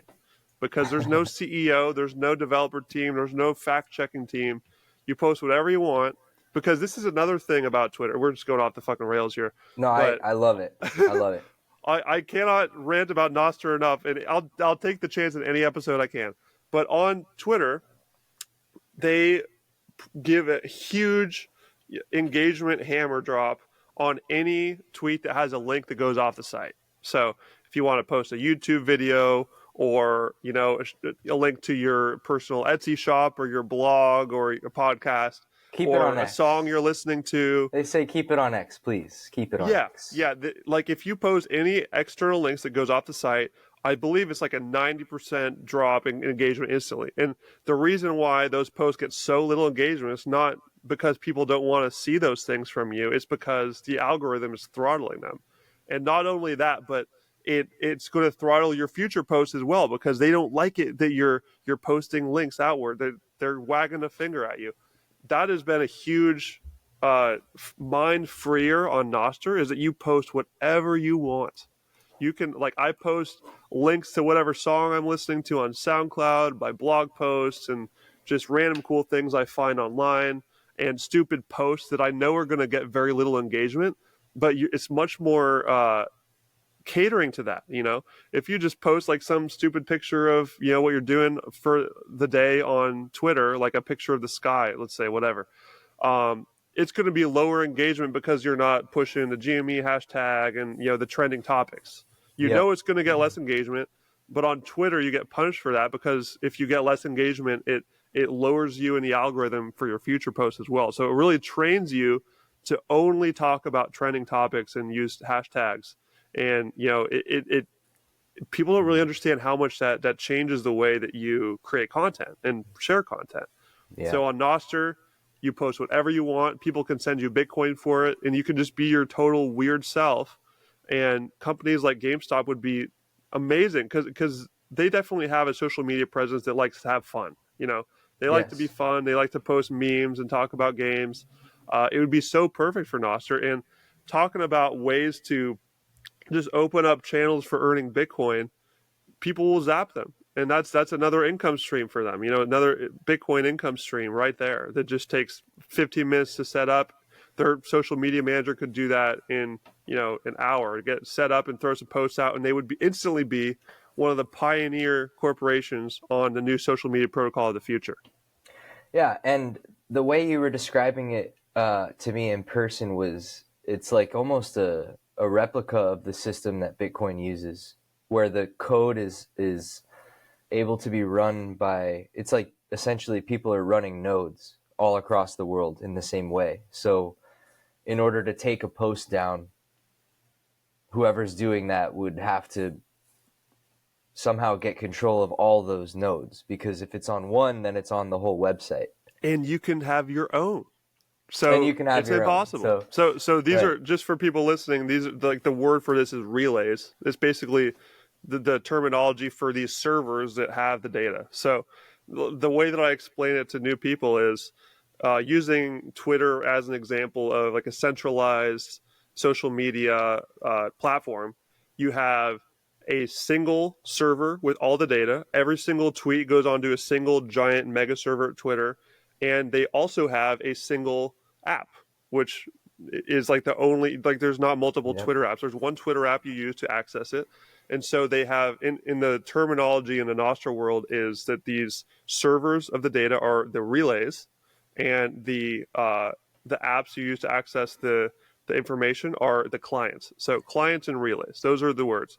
Now, Nostr breaks both of those up and decentralizes both of those key pieces. So the relays, which are the servers that process the data, anyone can spin up their own relay. So anyone can have their own server. There's tons of them out there already. And as a user of Nostr, you choose how many you can connect with. Several. Most, like, I think I'm on like 15 or 20 or something.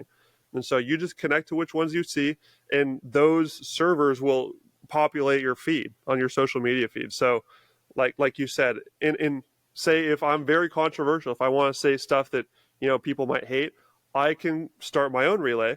And so even if every single other relay on the planet blocks me, I'm still posting to my own relay, and anyone who wants to get my content connects to my relay, to the Ben relay. And so it's completely impossible to stop, which is amazing. Like Bitcoin. Yeah, it's exactly similar to Bitcoin. And on the client side, these apps, we mentioned earlier, Primal and Damus, these are two different clients you can use to access the network. And so there's also a decentralization aspect there. I think on my phone I have Primal, I have Iris, I have OpenVibe, and I have Amethyst on Android. So you can use all, and they're all a little bit different experience, So you're getting different experience using all these different apps. You can use which one you like the best. And so this is where it starts getting really interesting, is that there's a free market of companies creating these different apps to access the data. Right now, most of them are basically Twitter clones, like Primal, Damus, Amethyst. It's pretty much a Twitter-like experience where you scroll. But the future outlook here is that clients are going to be making clones of all sorts of different types of platforms we know and love. Snapchat. Instagram is a big one right now. Instagram, okay. Instagram is probably going to be the next one that starts really taking the Nostr world by storm. You're so early to things. It's insane, dude. But think about this, though, dude. So, right, like I'm thinking about it, and it made me realize how early you are. So we're seeing Instagram clones come out. One of the big ones is Olas, OLAS. It was made by this developer Pablo, who's killing it. He's making tons of cool stuff on Nostr. Shout out to Pablo. Yeah, he's killing it. And so Olas is the Nostr version of Instagram. So you log in there, and it only shows media and pictures and videos. So it's accessing those relays with the feed, and it just doesn't show the text stuff. It just shows the pictures of the people you're following. So you're scrolling and you're seeing an Instagram experience with the description. And so now you have Nostr Instagram. And there's eventually going to be Nostr versions of LinkedIn and Nostr versions of Pinterest. And you're going to be able to access all of these, except it's not going to be on those centralized silos of information. It's going to be using this open network where your followers are stuck with you everywhere. So your followers on Nostr, if someone logs into the Nostr Pinterest, they're going to see all of your content there, and they log into Nostr Instagram, and they'll see your content there. And so your followers are with you everywhere. How insane is that, dude? That's game changing. Yeah, dude. I can see it. Like I can see that aspect of censorship resistance becoming more and more important. It already has been. I mean, the only reason I know some of the things I know now is because to some degree there's less censorship on X than there are on like Reddit. Obviously, like if you try and look for anything political on Reddit, don't get me wrong, it is a great place to get some information, like IT people or software development, whatever. But if you're trying to get something political, like it's so already controlled. They'll only let you see like one direction, whereas at least on X you're getting exposed to all sorts of crazy shit, honestly. But it's still like, what if Elon passes away? It's still like, even if there's an argument that he doesn't really believe in free speech. I'm not saying, I'm saying like as of right now, it's like the only option out there. It's the only place I've found a lot of the information I know about in the last couple of years. Facebook, Fox News, Reddit, like not to get political, but there's like, there's real evidence about, just for example, the Hunter Biden laptop story. So not to get into that, but just like we wouldn't know that stuff without X. But so I argue, he does believe in freedom of speech to some degree. And so it's like, well, if that's important, then you need to take freedom of speech to the utmost level, and that means decentralized servers and data and decentralized clients or apps. Because, I mean, Elon could go, or something crazy could happen where who knows, like something could change without people knowing about it and everybody still thinks it's the standard of truth. And meanwhile, everybody's getting psyoped into something. It's definitely where things are going. Things are going towards self-sovereignty, decentralization, and access to information. And it's going to hurt. It's going to take a long time. Let me hit you with an analogy. This is like my favorite, all right? So if you think back like post-fall of Rome, which was like, 300, 400 AD, let's say, population collapsed, civilization collapsed. They were getting, murdered by the Germanic tribes and all sorts of people from the outside. And it plunged us into the Dark Ages. And what happened there was all of the knowledge about about geometry and astronomy and whatever else we use to build really cool aqueducts and, dig tunnels through fucking mountains and Archimedes had a bunch of, he was way, way before anyway. This there's a cycle of civilization. Before Rome, there was Mesopotamia, basically. It started with the Sumerians, and then, Greece and Rome is 2,000, 2,500 years later. So anyway, after Rome, we're plunged into darkness. And at least Europe was. Muslims were doing pretty good at the time. The Islamic Golden Age is a few hundred years after. But anyway, the Dark Ages lasted for a while. All of the knowledge receded into the institutions. Essentially, Rome became the beginning of the Catholic Church, and all of their energy and focus went into building the monasteries. And anyway, you had a village priest, and that was your access to understanding reality for a long time. You had your village priest. And then people started learning how to read again. And it was the invention of the printing press, which was, I think, the late 1300s, which was the fucking spark. That ignites. I think that's where the European Renaissance starts, is when the printing press was invented, because there were guys like Martin Luther, who he's reading through the Bible, and then he's like, wait a minute, these motherfuckers are lying to us. These village priests, that's not what this shit says, And then he's I think it's called the 72 Theses or whatever. He starts posting them on the the church doors, and the printing press. They're able to just disperse this shit all throughout Europe, put it in different languages and whatnot. And so people started learning how to read. So essentially, it was access to free-flowing information. And it took a long time for things to start getting better for those Europeans. But that was where it started. And I think the internet is our modern-day printing press. It's going to be painful, and we're not going to like to hear a lot of the things that we learn about. But it is what will lead us to progress. Literally go, I love history, so it's just, but if you go look at paintings, for example, from,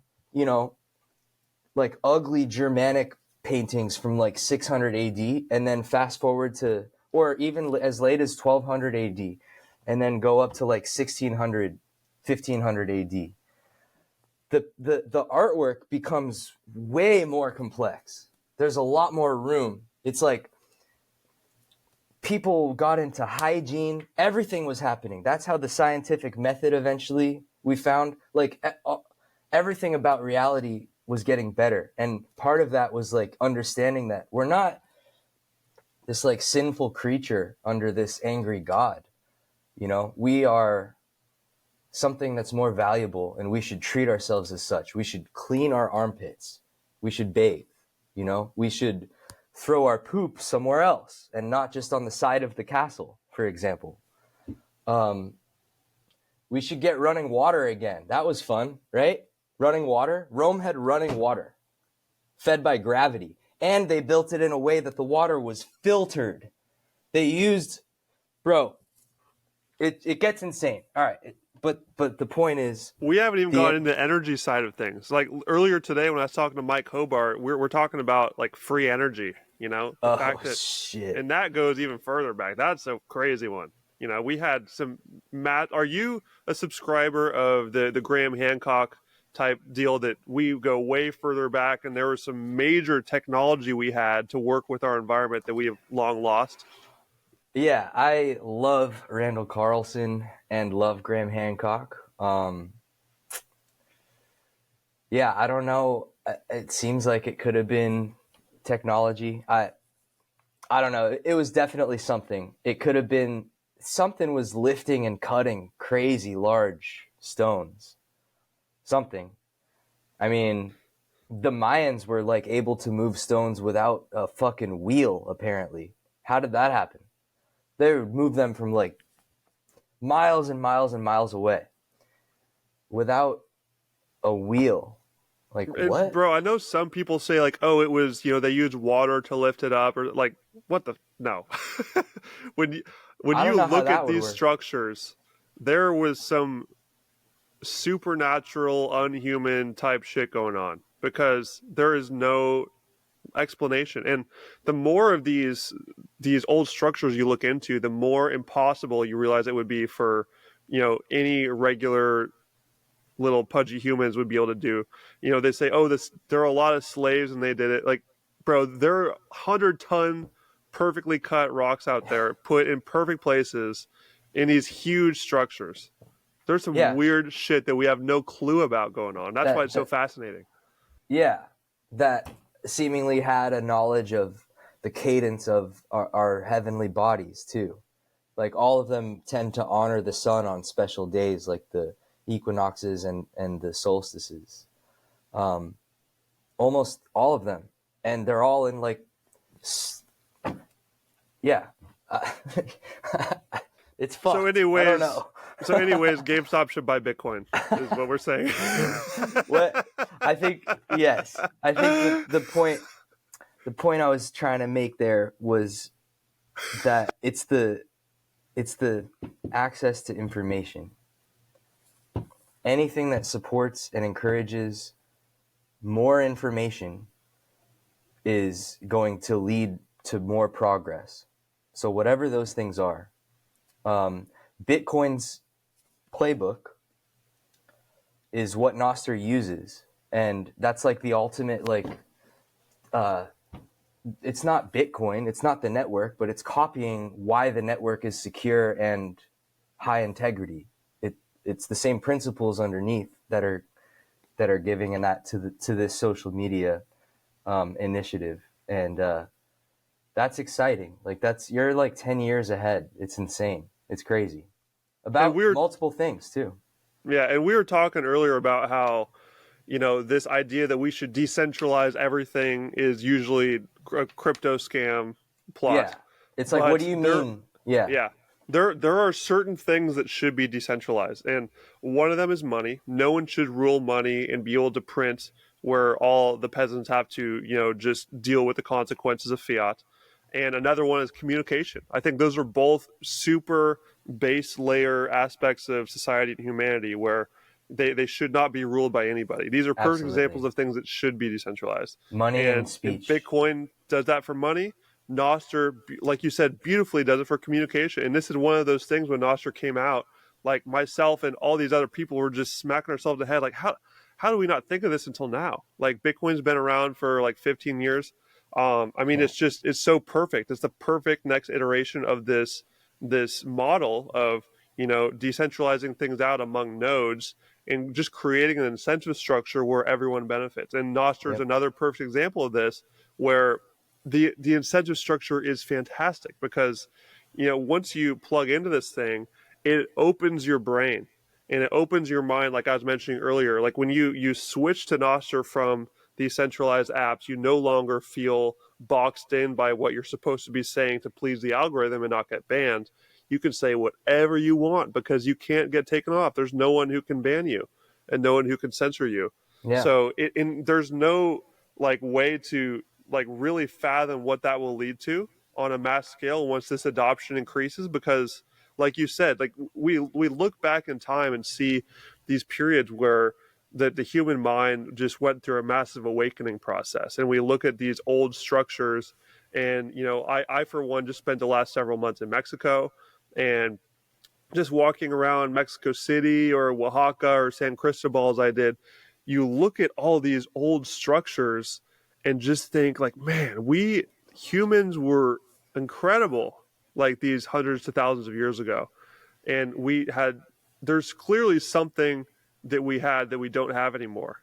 And, you know, could the Bitcoin and Nostr combination be the thing that finally brings us back and even beyond that level, because once we have a fully free mind to communicate and work together, and we have a sound money that defeats fiat once and for all, where people are able to save their money, and we finally achieve deflation, and people's work is actually rewarded, and there's no more parasites in the government, and responsibility comes back, the open-mindedness and the entrepreneurship comes back, all the reward structures will naturally heal organically. Yeah.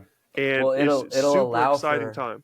a truly free market is what the combination of those two would do. This is a good segue because I wanted to ask you previously in the podcast here, in your little telecast, I wanted to ask you, in what ways do you think, big picture, macro, how does having sound money change some of the sources of societal strife? Other than, like, you can touch on war. Obviously, fiat is used to go to war, but in other ways too. I'm curious to hear your thoughts about how can the world be fixed if the money is fixed? How does that actually work? And I think you kind of touched on something with the end. If you have sound money, maybe this civilization won't just end like they have in the past, like gone through it. So please enlighten me. Before even giving you my answer, I want to recommend to you and my listeners an episode I did early on with Tomer Strolight. I think it was in the first 10 episodes, maybe 9 or 10 or something like that. This guy is brilliant. He gives such a great answer on how Bitcoin really makes the world beautiful and fixes all these fiat problems. So I want to throw that out there first. I think he's just stellar at that, much better than I am, but I'll take a whack at it here. I would say all of these problems we have, you mentioned, the infinity wars, the fact that, people are so crushed by inflation, their grocery bills are going up, their rent costs are going up, everything's getting harder for normal people, like the 99.999% of people, and they don't understand why things are getting so hard, and why we're in the most advanced, at least in the last few thousand years, not ignoring the distant past, in the modern world, right, we are the most advanced we've ever been. So why the fuck, with all this new technology and all this communication we have amongst each other, are things getting more expensive? Like, doesn't it make sense that as things get easier to produce, teamwork grows, and all this technology extra? We have, aren't we supposed to work less hours? Yeah. And that is the big lie of inflation, is that we're all told in our fiat schools that inflation is good for us, it's necessary because it lubricates the economy, it stimulates investment. That's all garbage. We want to have deflation. Deflation is that is the flip side of inflation, where things get cheaper over time. Yep. Amazing idea, right? The classic example I give is, thousands of years ago, when you were given a gold coin when you were a kid, you save it for your whole life, and you pass it down to your kids. It's worth more. That's inflation. That your money should gain value over time and not deteriorate. So that's one big aspect of it, is the fact that it just takes the boot off of people's neck, the constant stress they're under. So that's like society wide. Every country you go to right now that's running under a fiat system, which is all of them at the moment, the people are just crushed at different levels. So that's a massive fix, that Bitcoin just wipes out that fiat system, because it's a deflationary money. When you hold money that's deflationary, meaning you cannot print it, it has a hard cap of 21 million, that fixes that problem. And then the other side you're talking about of, all the terrible things the government does with the money they print, the infinite wars, the inefficient spending, the big pharma and big food connections that they're totally in bed with, and just, every single regulatory body is just giving these inverted bullshit truths that are just leading people down harmful directions to profit big pharma. That whole dynamic of them being able to promote all these falsehoods and damaging things to people who are, by the way, they're weak and more manipulatable because of the fiat that we talked about earlier. That's completely taken out of their playbook when they have to use sound money. and because you can't print Bitcoin again. When the money printer is taken out of that top rung of society, all of a sudden responsibility comes back. You have to spend wisely, and you actually have to provide services people will Yes. exchange their money for. Right now, they Yes. don't give a fuck. And this goes at the corporate level too. The giant corporations, the mega, Amazons and Microsofts and whatever, the airline industry, that's one to throw in there because they're super embedded with the government. They And just I get experience rescued this every time. every time I go flying, is that the service gets worse and worse and worse, and you're treated like shit. They have, their employees suck. They hate you. TSA is terrible. Everything about the airport experience is getting worse because they know that if they get in trouble, like we saw in 2020, Yeah. for example, the government will just print a bunch of money and bail them out. Yeah. And so there's no responsibility anymore. It's more profitable for them to give shitty service and like not care about their customers because they'll just get bailed out if there's a problem. There's no responsibility left. And Right. Bitcoin will reinstate this notion where you actually have to be provided or these companies have to provide a service that people will be willing to give up their Bitcoin for. Because people will have this good form of money. You'll need to earn that from people instead of just treating them like shit and just asking the government for more handouts. Is that a good That answer for you? absolutely, yeah. It changes it so you actually have to provide value rather than being closer to the money printer than other people are. You actually have to, like on a Bitcoin standard, it becomes more and more and more like a free market than what we have now. Like, we don't have capitalism really either, because if we did, then the banks would have failed in 2008. So we have like a quasi like crony version of capitalism, but I wouldn't even use capitalism anywhere in a descriptive verb for us. I think that we are more communist than capitalist. And this is another yeah, thing I talked about with Mike earlier, is that anytime you have a central bank, you are immediately 50% communist because yeah. the Right. government gets to How can choose you? all the winners. They get to Right. throw money wherever they want. There's no capitalism in that. Capitalism is a free market. There's nothing free about this market. So that's just a total lie that we're told that we're in capitalism right now. Yeah, And that late this is stage like, capitalism. late stage capitalism nonsense. It's late stage fiat that we are in right Right. now. Right. There's nothing capitalistic about this. We have never seen, or I mean, maybe we'd have to look into history to fully fact check that, but I don't think we've ever seen a fully capitalistic system because at least in the fiat era, absolutely not, because the government controls everything. Maybe you have to go back Probably. far enough to where everything was traded in gold and things weren't, the gold wasn't fucked with yet, because there was plenty of, fuckery going on with gold over the years with the Yeah. coin clipping and the dilution of the metal. That's So why it's I called would honestly deed. say I don't think we've ever had a fully free market, fully capitalistic market. I think it would be the best ever because that is the way nature is supposed to be. It's supposed to be a fully free market where every single actor in the system can work completely freely with each other, and there's no centralized third parties that get in the middle of people transacting with each other and exchanging value. Yeah, beautiful. I think that the closest you probably got to true capitalism was any society that's isolated enough to maybe have their own sound money up until the point that they get contacted by outsiders, at least, who can make their money not as sound anymore. I think And there's stories of that in the Bitcoin standard. It yep, walks through these examples where that's yeah, you know there have been many attempts. I mean, there's been so many iterations of money over the millennia that there's lots of stories of people getting close, and then like there's like some African place that used glass beads, glass and for them it beads. worked for a while until the Europeans found it and said, "Oh man, Oh, they use glass all they beads." use is glass, dude. Yeah, Let's load the boat.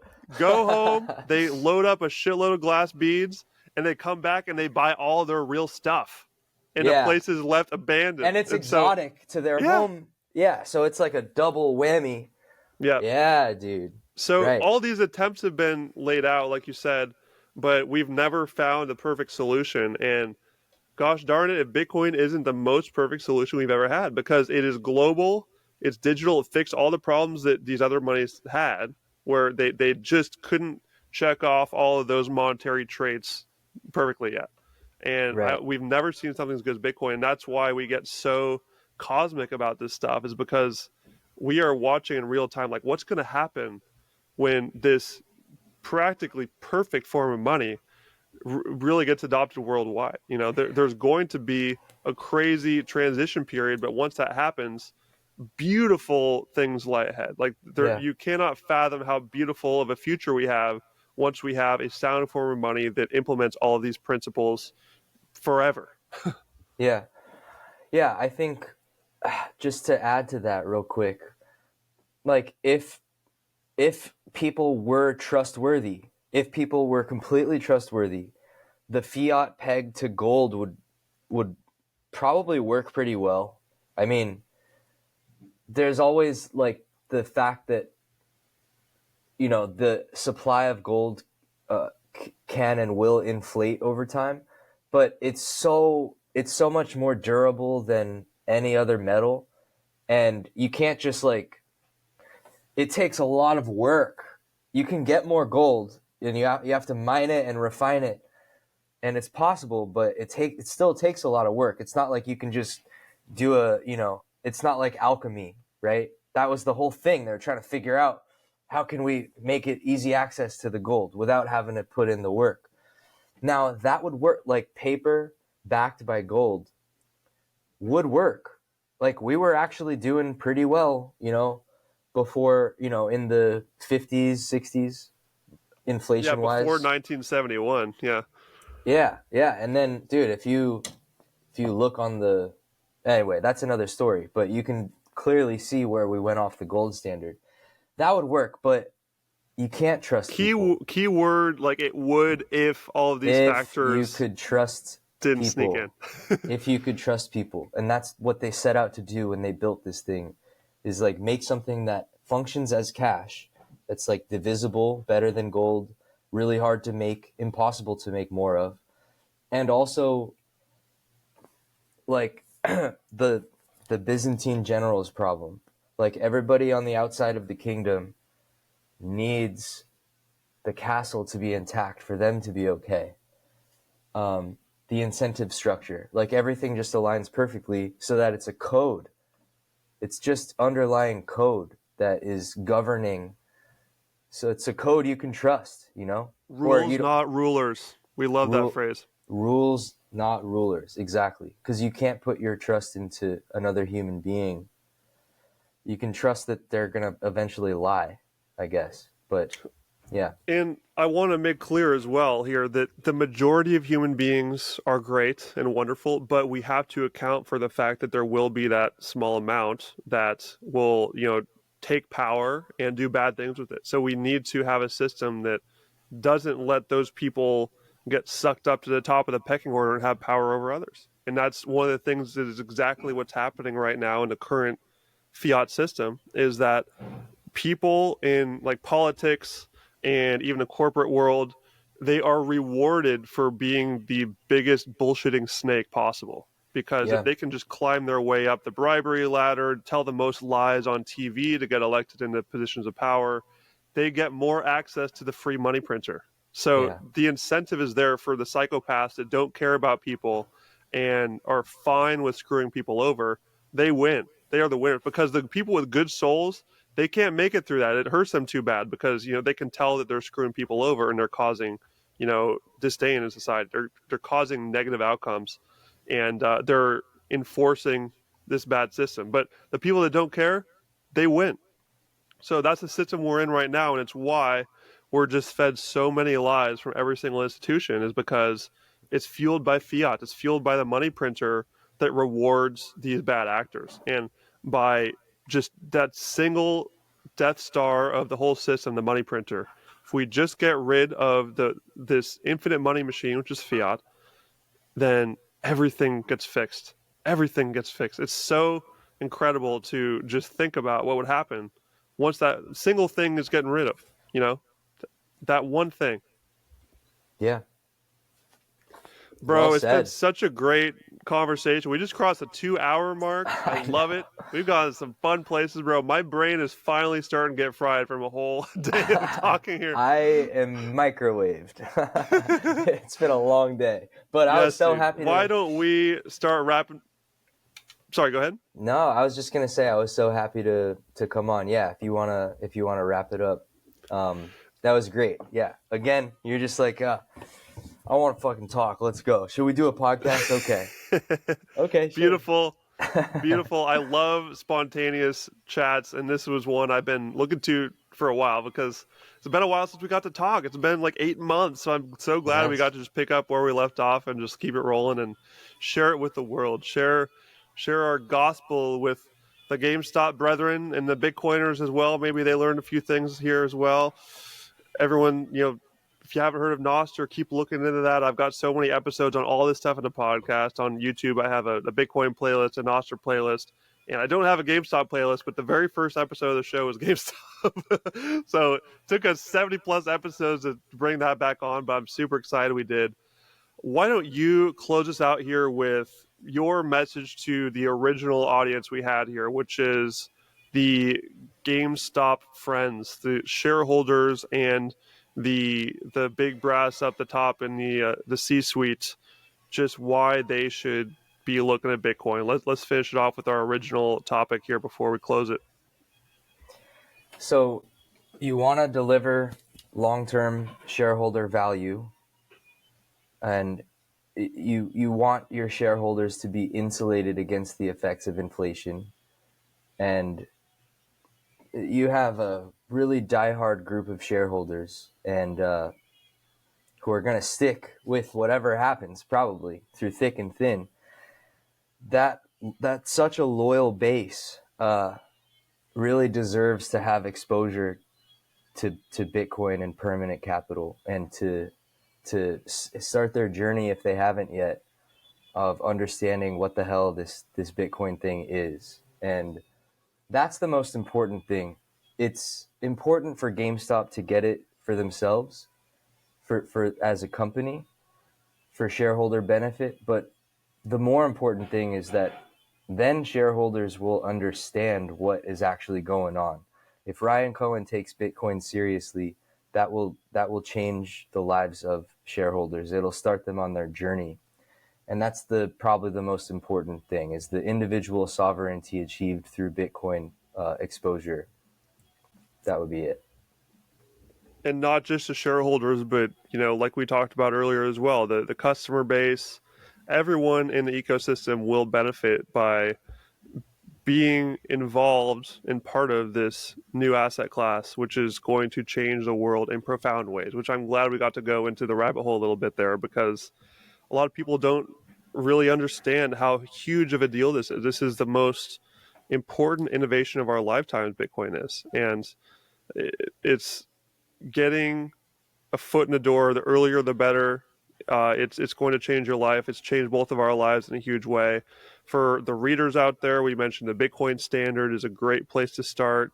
If you like podcasts, I've done a ton of episodes on this. My podcasts are originally going to be all about Bitcoin. So if you just start from the very beginning and just start listening, you're going to hear from some amazing people. I've been super honored to have some legends on the show. And enjoy the rabbit hole. Join us. It's the best place to be. Mozart, I love you, bro. Thank you so much for coming on. This has been a blast. I appreciate you. Love you too, Ben. Thanks so much, dog. I'll catch you next time, bro.